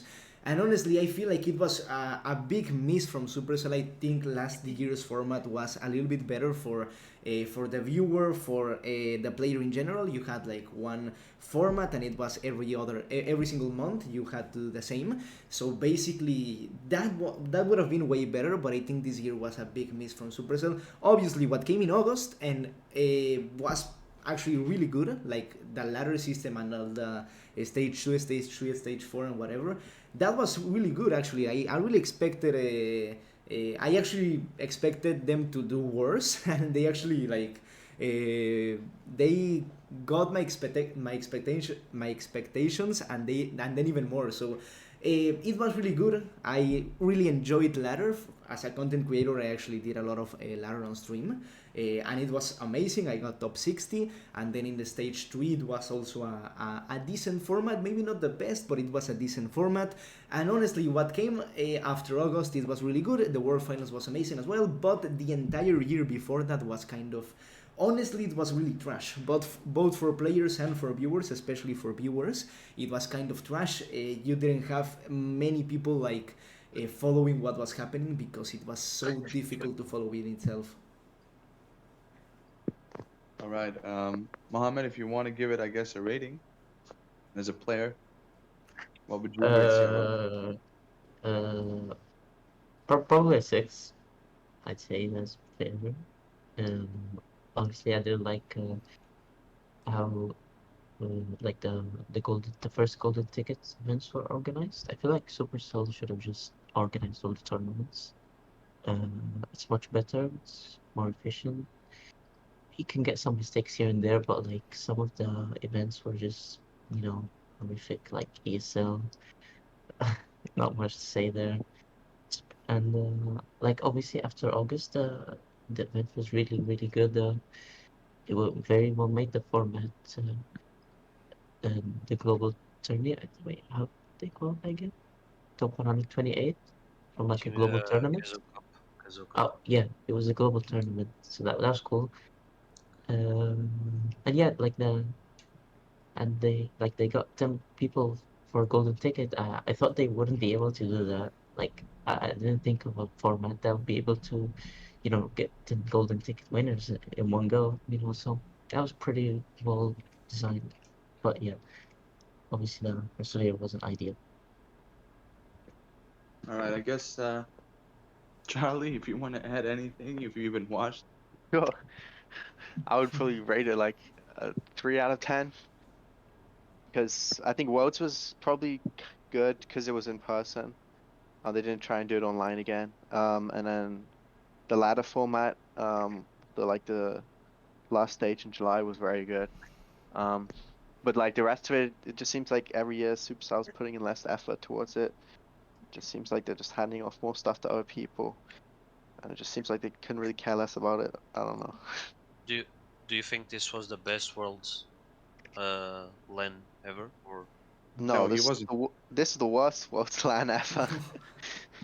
I okay? don't know. Um, I don't think the worst. I don't think the worst because the one which Nova won, we had to wait like 3-4 hours in the stream because they had technical issues. CCGS. I mean, it depends what you value. If you value that like from a viewer's experience, maybe, but like from a competitive experience, the studio for like the London CCGS was insane.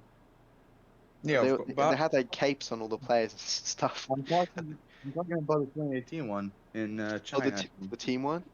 That was in Tokyo in Yeah, Japan. in but Japan, yes. teams is I feel like teams is more enjoyable for everyone to watch and even to play. So like you can't like beat it's individual player like tournaments like this are never gonna come close to like the team formats.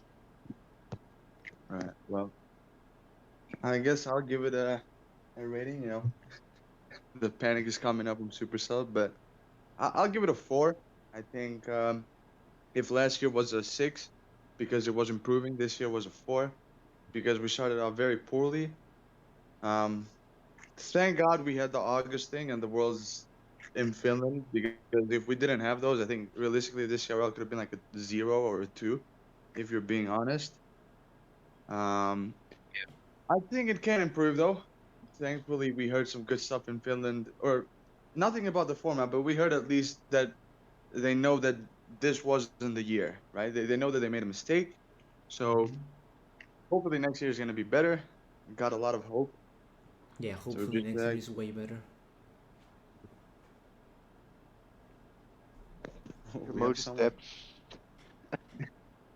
I think Mohammed's lights went off, Yeah, man. I think Momo left. I think the overlay is kind of scuffed right now. If Momo comes back, it will fix itself. Don't worry, guys. But yes, we can continue with CRL. I hope CRL eventually, like, I think 2021 was good, was decent. Maybe you can adapt that format to 2023 with some few changes. But really, honestly, like 2022 format was kind of trash. Honestly, it was kind of it Sebastián, was querido, really la a miss from traducción pa' los Supercell. Like I muchachos. didn't expect them to do like golden tickets or whatever. I expected them like to do points again, but at the end of the day, it wasn't like that, and whatever.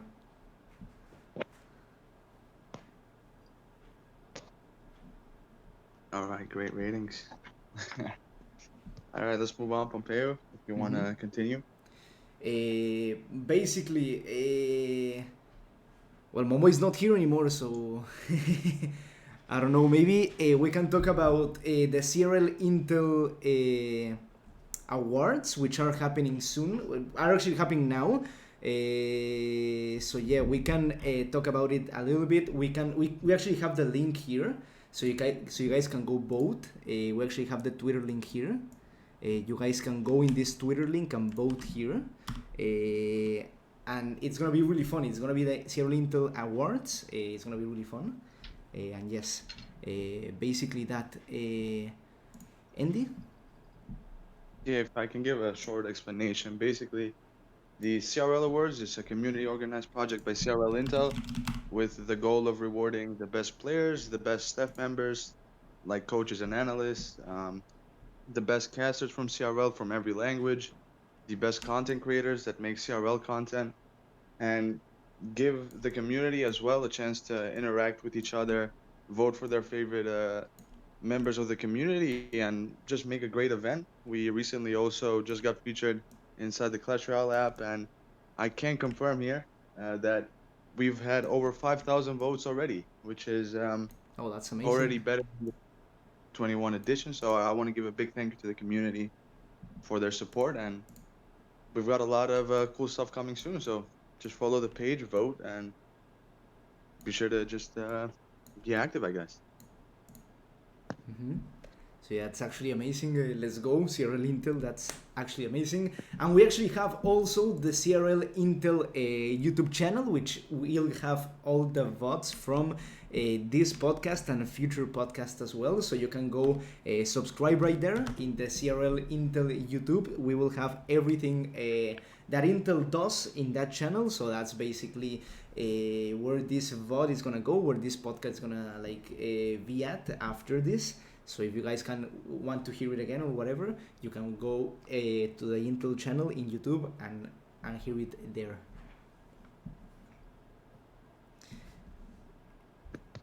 Alright, Pump. Mhm. If you want to also say it in Spanish for everyone, because I understand.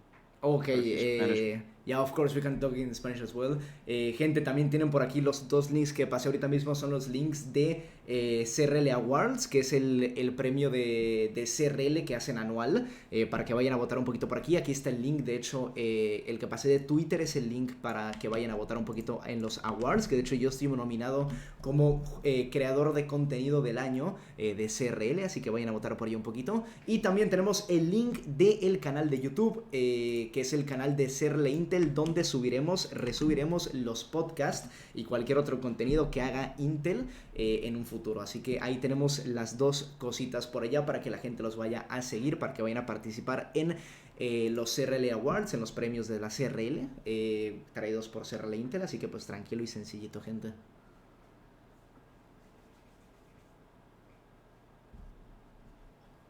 Andy? Andy, are you there? Can you, Pompeo? Yeah, Can you Pump. move the? Oh, sorry, Andy. Hmm?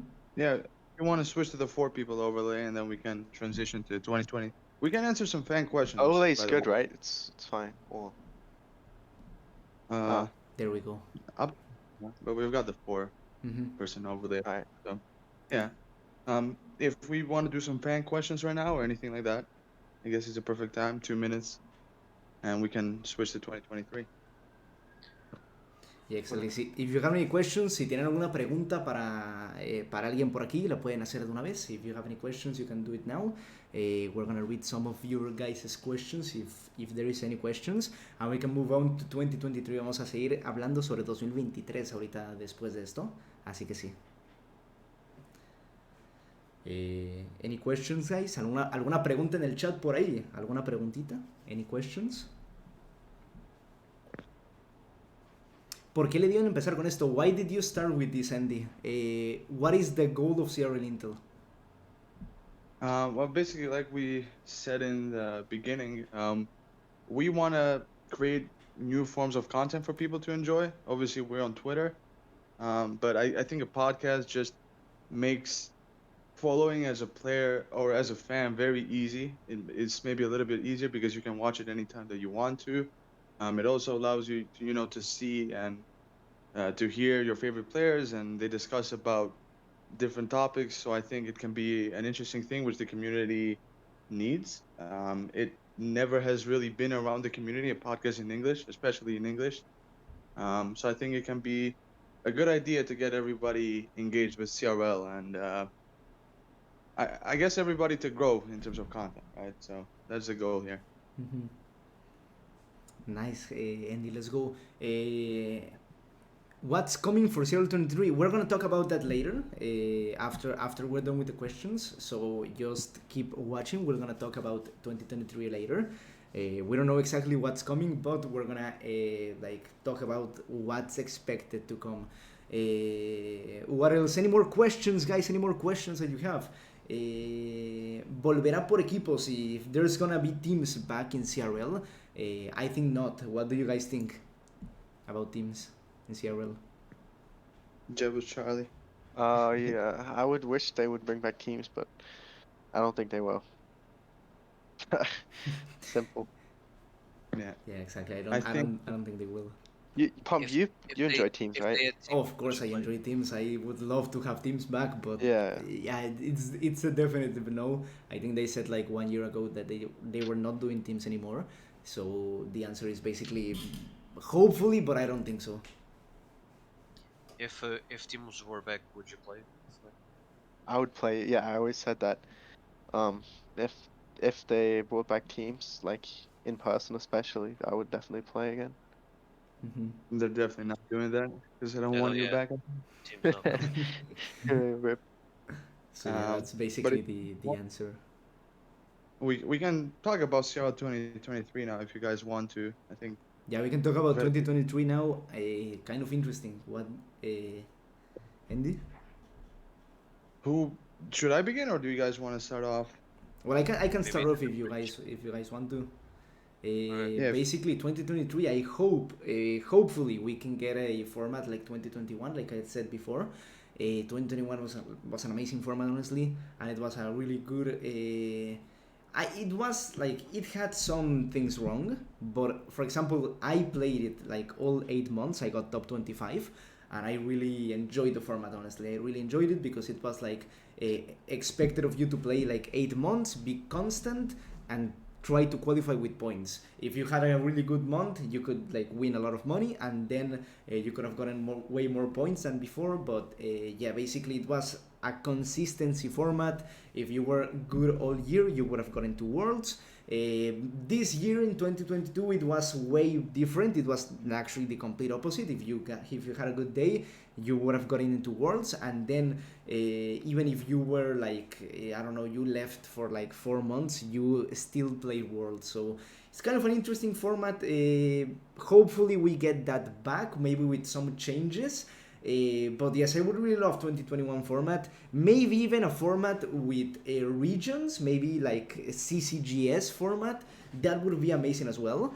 Maybe to bring back CCGS, bring back like regional qualifiers and then regional finals and then world final with the winners of the regional finals.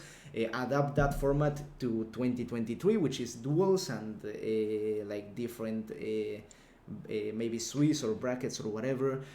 But yes, maybe that format could be good as well. Maybe even better for viewers, because viewers will have a specific time zones for their regions and they can watch different regions as well. So maybe for viewers it's really good to adapt to that format.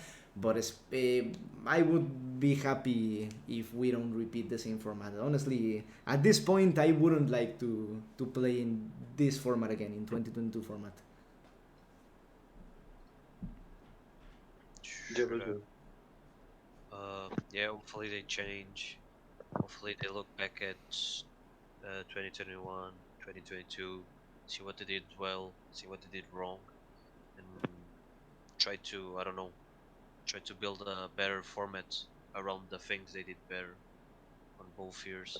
Would be cool to have points back, but I don't know if they'll do that. But I feel like they need to reward the consistency throughout the year, because you saw some players that did well, not maybe not very well, but they did well all year, and you're like, yeah, this guy, I think he will be in Worlds.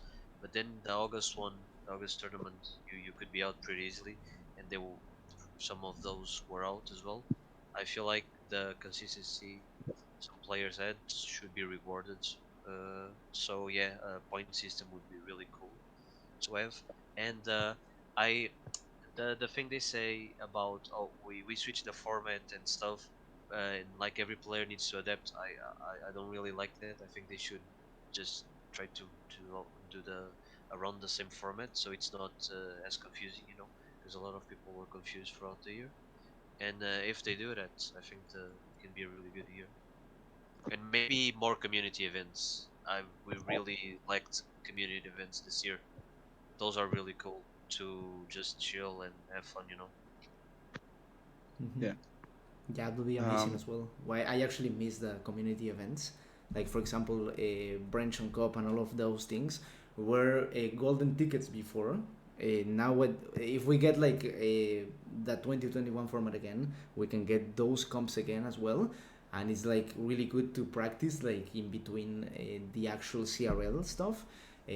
So really, it's hopefully we get something different, and hopefully we get those like branch on cups from 2020 2021 back, because those were really fun also for the viewers. yeah. Charlie, do you wanna say Go. anything before I start? 'Cause I think I'll take your Um, time. 2023, I think, yeah, points is like a must. They can't do what they did this year. It's just so much better, like rewarding consistency rather than people just picking it up like for a month and then qualifying for Worlds. Yeah, that's all I want to say. Yeah. Yeah, basically. What about you, Andy? I guess the best format for me would be, first of all, Supercell taking control of everything, and I was fortunate, I guess, enough to tell them in person, or at least Max, Drew, and Rick, when we met them. I did tell them that the most important thing for me is they have to take control back, right? So they have to organize most of the events, because I think seeing how the production for Worlds was compared to maybe something like ESL with the issues, you can't compare it. When it comes to community organizers for CR and CRL, we all know that Revol is the best, right? The team that works with Revol is the best because they've been doing this for ages. They are masters at it. When it comes to other tournaments, ESL was poor because unfortunately they don't communicate enough and they don't hire people that have experience with organizing these tournaments.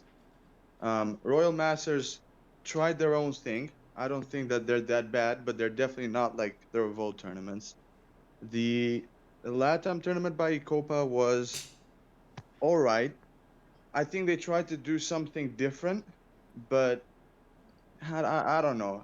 I guess for one event it worked, but it definitely the biggest point is there has to be consistency again. Yeah, exactly. Um, that's why I think that maybe in 2023 they might try to add a mix of 2021 and 2022. I've already seen around Twitter that people have suggested this idea.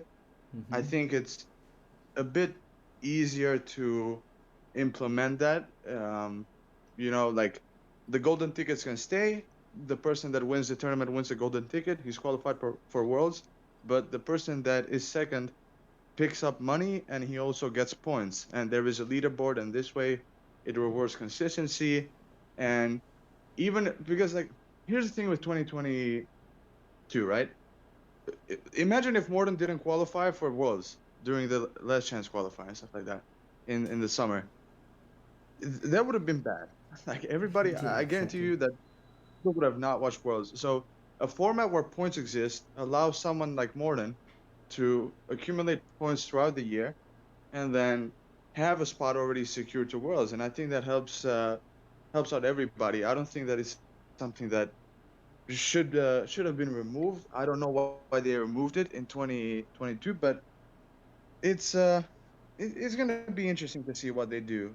From the conversations that we had in Finland with everybody, with the esports guys over at the Clash Royale account, with the devs, with the casters, it was very cool to see that they still care about CRL. They want CRL to be around for another 5 years. Now, whether you think that that's funny or not, it's at least good to know that they want that. They have that goal, right? Because it would have been boring if they said, "Yeah, I mean, CRL is cool, but we don't really know what to do with it." The fact that they wanted to be around is helpful. I think it clears some of the maybe issues that the community might have had, but they have to step it up. They have to improve. Now is the year that they have to improve, because I'll also throw a curveball here, but we had CRL, like the teams format for CRL for 3 years, right? We had it in 2018. It was a lot of regions, Yeah. similar to CCGF, but now it was teams. In 2019, they removed that. They made the West and the Asian CRL, and that was good, right? I think everybody liked that. 2019, I think, was probably one of the best version of CRL I teams think it was was probably like the 2019. best ever because it was also in Yeah, person. It was literally the yeah. best CRL. Uh, It it's, was, it's basically the same as 2020, but 2020 was like online, obviously because of it the was things that happened. so But good, yes. and I think that CRL teams didn't get a proper send off, right, because of the COVID season. Yeah, Yeah, exactly.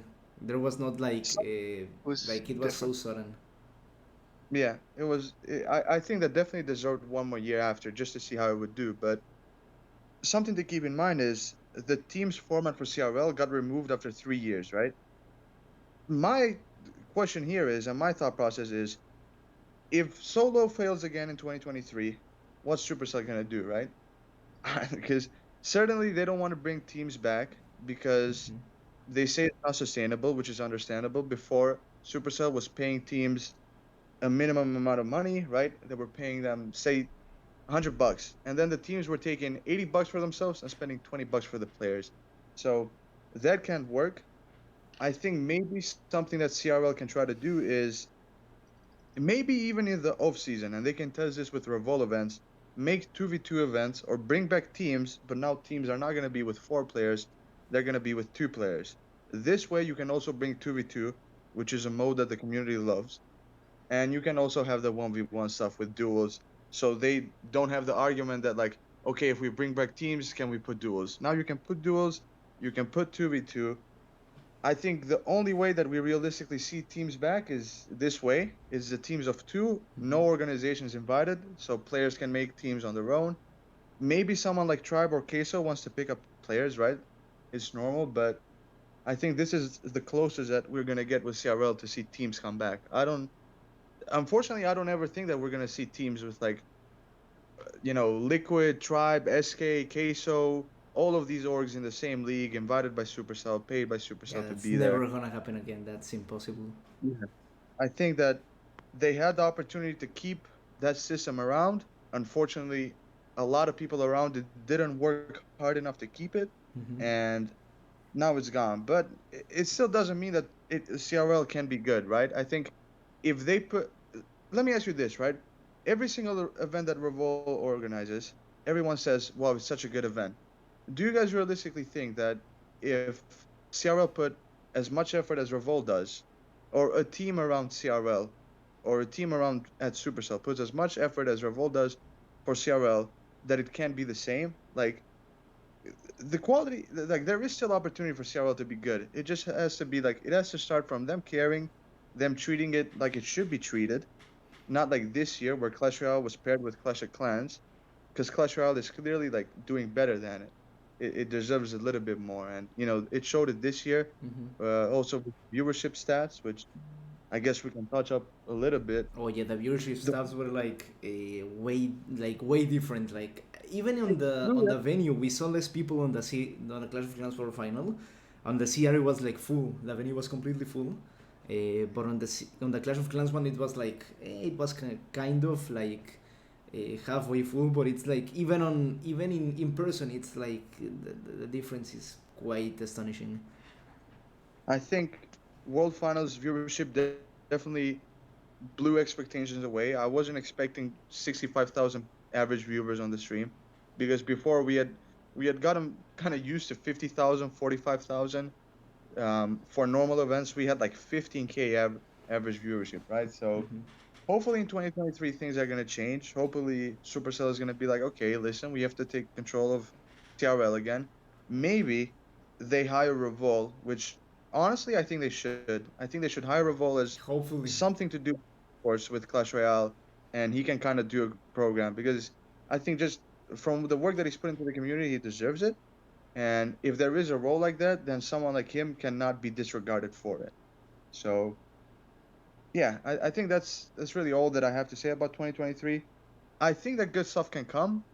Now we just have to wait and see what happens. I've been told that we're gonna have some news about possible events in November or December. So we're Mhm. gonna have to see, I guess.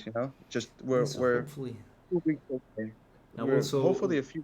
yeah, one thing that I want like say, what are we gonna do between like October and next year? Like it's 3 months and there is a few competitions, but there is nothing official. So, I mean, for example, myself, I am coming back to competitive. I'm quite hyped to like be back competing, but there is not a lot of things to do, honestly. Like I don't know if they're gonna like do something, if they will try to do like an off-season CRL like tournament or whatever. I think they should, because Worlds was in September, was like really early in the year, so it's like 3 months without anything. So hopefully they do something. Hopefully there is a competition in between them. But yes, At least we hope for news at soon. like cool like community events. Hmm. Yeah, Because I think hopefully we get some community events as well. this But yeah. is one of my worries, right? Because with Intel, as much as people can say is good, it's a good page, and I appreciate that. We are very dependent on CRL, right? Or CR events. If there are no events, Intel can't really exist, because there is not much. The CR scene, especially for competitive, moves very slowly when there's Hmm. no events, right? Because no teams signing players, there's no rosters being built, so you can't really cover a lot of stuff. So Yeah, there's I did not ask, much of activity. and they did say that at least they're trying to figure this out, and they're trying to work on something where people can people can participate and stuff. I want to highlight that Revolt said that the CRL 2022 year wasn't over yet in a tweet, so maybe that's something to keep an eye open. I definitely think that if anything is going to happen, he's probably going to be a part of it, especially for a community event. Mm-hmm. And from Intel's side, we're going to cover it as soon as it drops, right? So just hope that it's soon. Yeah, so Hope that hopefully we get news soon because I am excited to actually compete again. And I got hyped from Worlds because Worlds was so good, and I want to go back again. And I hope for a good format next year and a decent that's competition something for now. they have to capitalize, right? Because Yeah, esports works based off momentum. CRL World Finals brought a lot of momentum. I yeah, think they exactly. miss an opportunity not having CRL 2023 announced there. They did confirm that CRL 2023 was happening, sure, but you miss an opportunity because you had so many eyeballs on you at that time that if you dropped a format announcement, which people you like the community would kind of forget how bad 2022 was if that happened, you know. But that's why hopefully, or at least I hope that news for 2023 is going to come soon. I hope that 2023 is going to start in January because it's going to be a long waiting time if 2023 starts in February. The only excuse that I would give them if 2023 starts in February is if in 2020 in January we have a kickoff tournament like I proposed, and I said, listen, let's invite a few players, move them to a place, right? Make a LAN event happen, and get a kickoff tournament to kick off CR 2023 and get some storylines. So hopefully people can do that. yeah, we'll be really hype actually. Like doing an event before everything, so people get hyped to play. Like for example, yeah, as you said, like momentum is super important. For example, right now, I think many people like want to go back to competitive because they saw like CRL Worlds was amazing, including me. I actually want to go back to competitive because it's super amazing, and I think like I can compete. But yes, they don't do much. I think there's not a lot of communication right now. I hope to see a tournament soon, maybe a community tournament or a CRL tournament or whatever, but soon, hopefully. And yes, I think that's also the thing they're missing. There's not a lot of communication. Especially this year, there wasn't a lot of communication. You actually like found out about the golden ticket like 3 days before it actually happened. So it's kind of interesting. I hope they improve on those things a little bit. There's a lot of things to improve in CRL. I think they have gone kind of backwards, especially this year, but I hope like this CRL Worlds and this viewership that it had is like a moment for them to reflect on CRL and how they can improve it, because there's definitely still a lot of like viewership in CRL. A lot of people want to play, a lot of people want to watch as well. So I think it's a good time to make CRL go back, to make CRL good again, basically. I kind of want to ask a question to Jebus or Boothmac, Pomp as well, I guess, because all of you guys are players slash were players. Would you guys come back if there was a teams league with the 2 versus 2? So teams with 2 members, and then you have to play versus teams like that, similar like that. Yeah, Would you come? I don't think it would matter on the format. It's anything that was like teams, such a different like environment. Whereas if you're like practicing on your own or with like a coach, than being with like Both 5 people or something. Mm-hmm. what would you think of like Annie said, two-team format, and then you had the 2v2 King of the Hill with 2 people, and then let's say a duels. So 2 people, it's not really a team. I wouldn't. I'm not a big fan of that idea. Why they not just make it 4 people? Yeah, just make it Teams at instead least of 3 2 or maybe people. 4. Yeah. I mean, I could see 3 because then with 3 you can Do King of the bring Hill as King of well. yeah, and the community likes. By the way, we did a poll on CRL Intel a couple of weeks ago because of this exact idea, and 66% out of I think 1,000 people said that they wanted King of the Hill before 2v2 to come back. So it's 2v2 is a certainly a great game mode, yeah. For sure they should have done more. They should have had a ladder by now, or a few years ago. The 2v2 was one of like the greatest 2% voted Inventions. Yeah, CRL, exactly. I Charlie. actually love 2v2. I play 2v2 a lot. In every single team I was in, well, only two teams. I played 2v2 like every single set of the teams, and it was really good. I actually enjoyed it like quite a lot. So hopefully we get to see like maybe a community event, maybe the actual CRL being like that. Like a 3v3 or something. It's gonna be amazing. I think it's gonna be really good. A lot of people are gonna get excited again because many people left, because teams left as well. So people like Wolfman, for example, he's willing to come back if teams come back, but I don't know. Hopefully it happens. Hopefully we get something like that. But I would really love to have 2v2 again and to have all of those formats again. Yeah. Great. Jebus, if you have any opinions or thoughts. On the format of the Yeah. teams, or Yeah, on the uh, two, would you like it, or as a coach, I guess, as well? you you said it as playing. I still play this like individual serial. Sometimes it's fun, but since the format wasn't the best, it's not enjoyable. But as teams, I still remember practicing with some CRL teams 2v2. It was really fun. It would be cool to see some sort of teams, like Mac said, maybe 4 or 3 is better. But I don't know if they did 2, that would be cool, right? And it would be refreshing because you never had that. Almost you only had like one tournament of that, right? I think so. Yeah. Yeah, exactly. True. 2v2 I would think be it will be like cool good. to see. Yeah. Would be cool to see. Imagine like Mohammed playing 2v2 and stuff would be really cool. Yeah, Yeah, exactly. I That would be think amazing. because Brawl Stars already has the system in game where you can make teams of threes and fours and match versus other people. I would wonder if they can do that in CR as well, right? Especially with the tournament hub now. Maybe create a system for 3v3 teams. That could also be a good idea. I mean, definitely they Uh, can. If they want to, they can do. They can do I it think as well.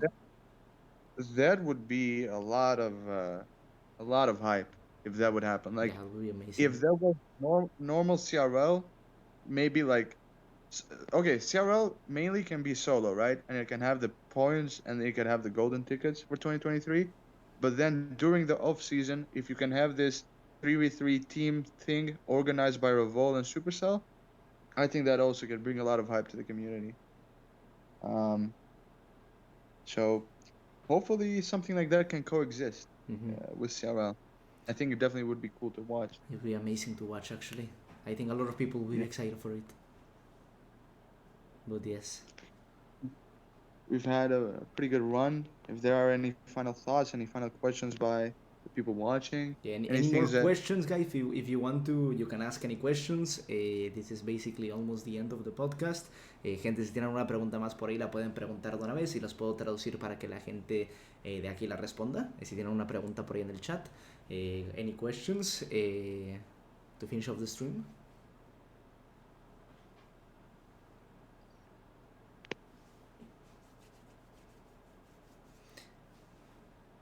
Hola. Well, I don't think there's more. I don't think there's any more questions. So yeah. It's okay. So yes, there is not a lot of questions. We've talked about CRL, about 2023, about everything that happened in Worlds. So I think it's a really good, a really fun. It's been a really fun time, Andy, and thank you everyone for tuning in, for watching the stream. Gracias a todos por venir, aunque no entiendan. Hay gente que no entendió mucho, pero gracias a todos por venir.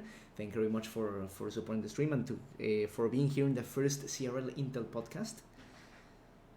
Andy? yes, it was a pleasure, guys.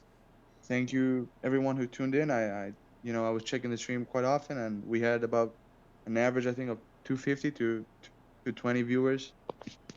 So I think for 2 hours of just us chatting and talking about random things, it was definitely pretty good. Thank you to you, Pompeo, for hosting. Mm-hmm. Thank you to Mohammed, not here anymore. Jebus and Charlie, thank you guys for joining. Well, And yeah, thanks to everyone for coming on for the podcast. Hopefully, we can do more of these in the future. But that's all right now. Gracias a todos. Let's go, Andy. Your Spanish is good, man. Let's go. But yes, thank you for letting me stream the first Intel podcast. Hopefully, there's more coming, so you guys can get more podcasts. So yeah, basically, thank you very much. Thank you, Jebus, for joining us. Thank you, Bufmac, also for joining us, and thank you, Andy, for letting me host it on my channel. Thank you, everyone, for watching. And if you have any more things to add, Jebus or Bufmac or Charlie. No, thank you. Thank you very much for having me. Gracias a todos por ver el stream. Yeah, thanks for having me, and yeah, thanks, I guess. That's also basically that wraps it up. CRL Intel first ever podcast. It was a good time, a really fun time with these people, and thank you very much for watching the stream. My name is Pompeyo, and we will be back shortly with more podcasts. Maybe Andy can tell you more about it. Yeah, I mean that's the plan, right? To create more content. So keep an eye open on Pompeo's Twitter, on the Intel Twitter as well. Follow Jebus Bufmek, Pompeo, Mohamed. I'm sure they need some followers. So yeah, thanks. Exactly, and don't forget, there is the CRL Awards, so you can vote there on the CRL Awards. There's the Twitter. Si quieren votar en los CRL Awards, allá está el tweet para que vayan a votar antes de irnos. Si no han votado todavía, estoy yo nominado como el creador de contenido de CRL, así que espero que vayan a apoyar un poquito por ahí. We also have the CRL Intel YouTube channel, which will host all podcasts, all of the VODs from this podcast and future podcasts, and any other content that CRL Intel does will be on that channel as well, so you can go subscribe. El canal de CRL Intel también de YouTube, ahí se los pasé en el chat para que vayan a suscribirse.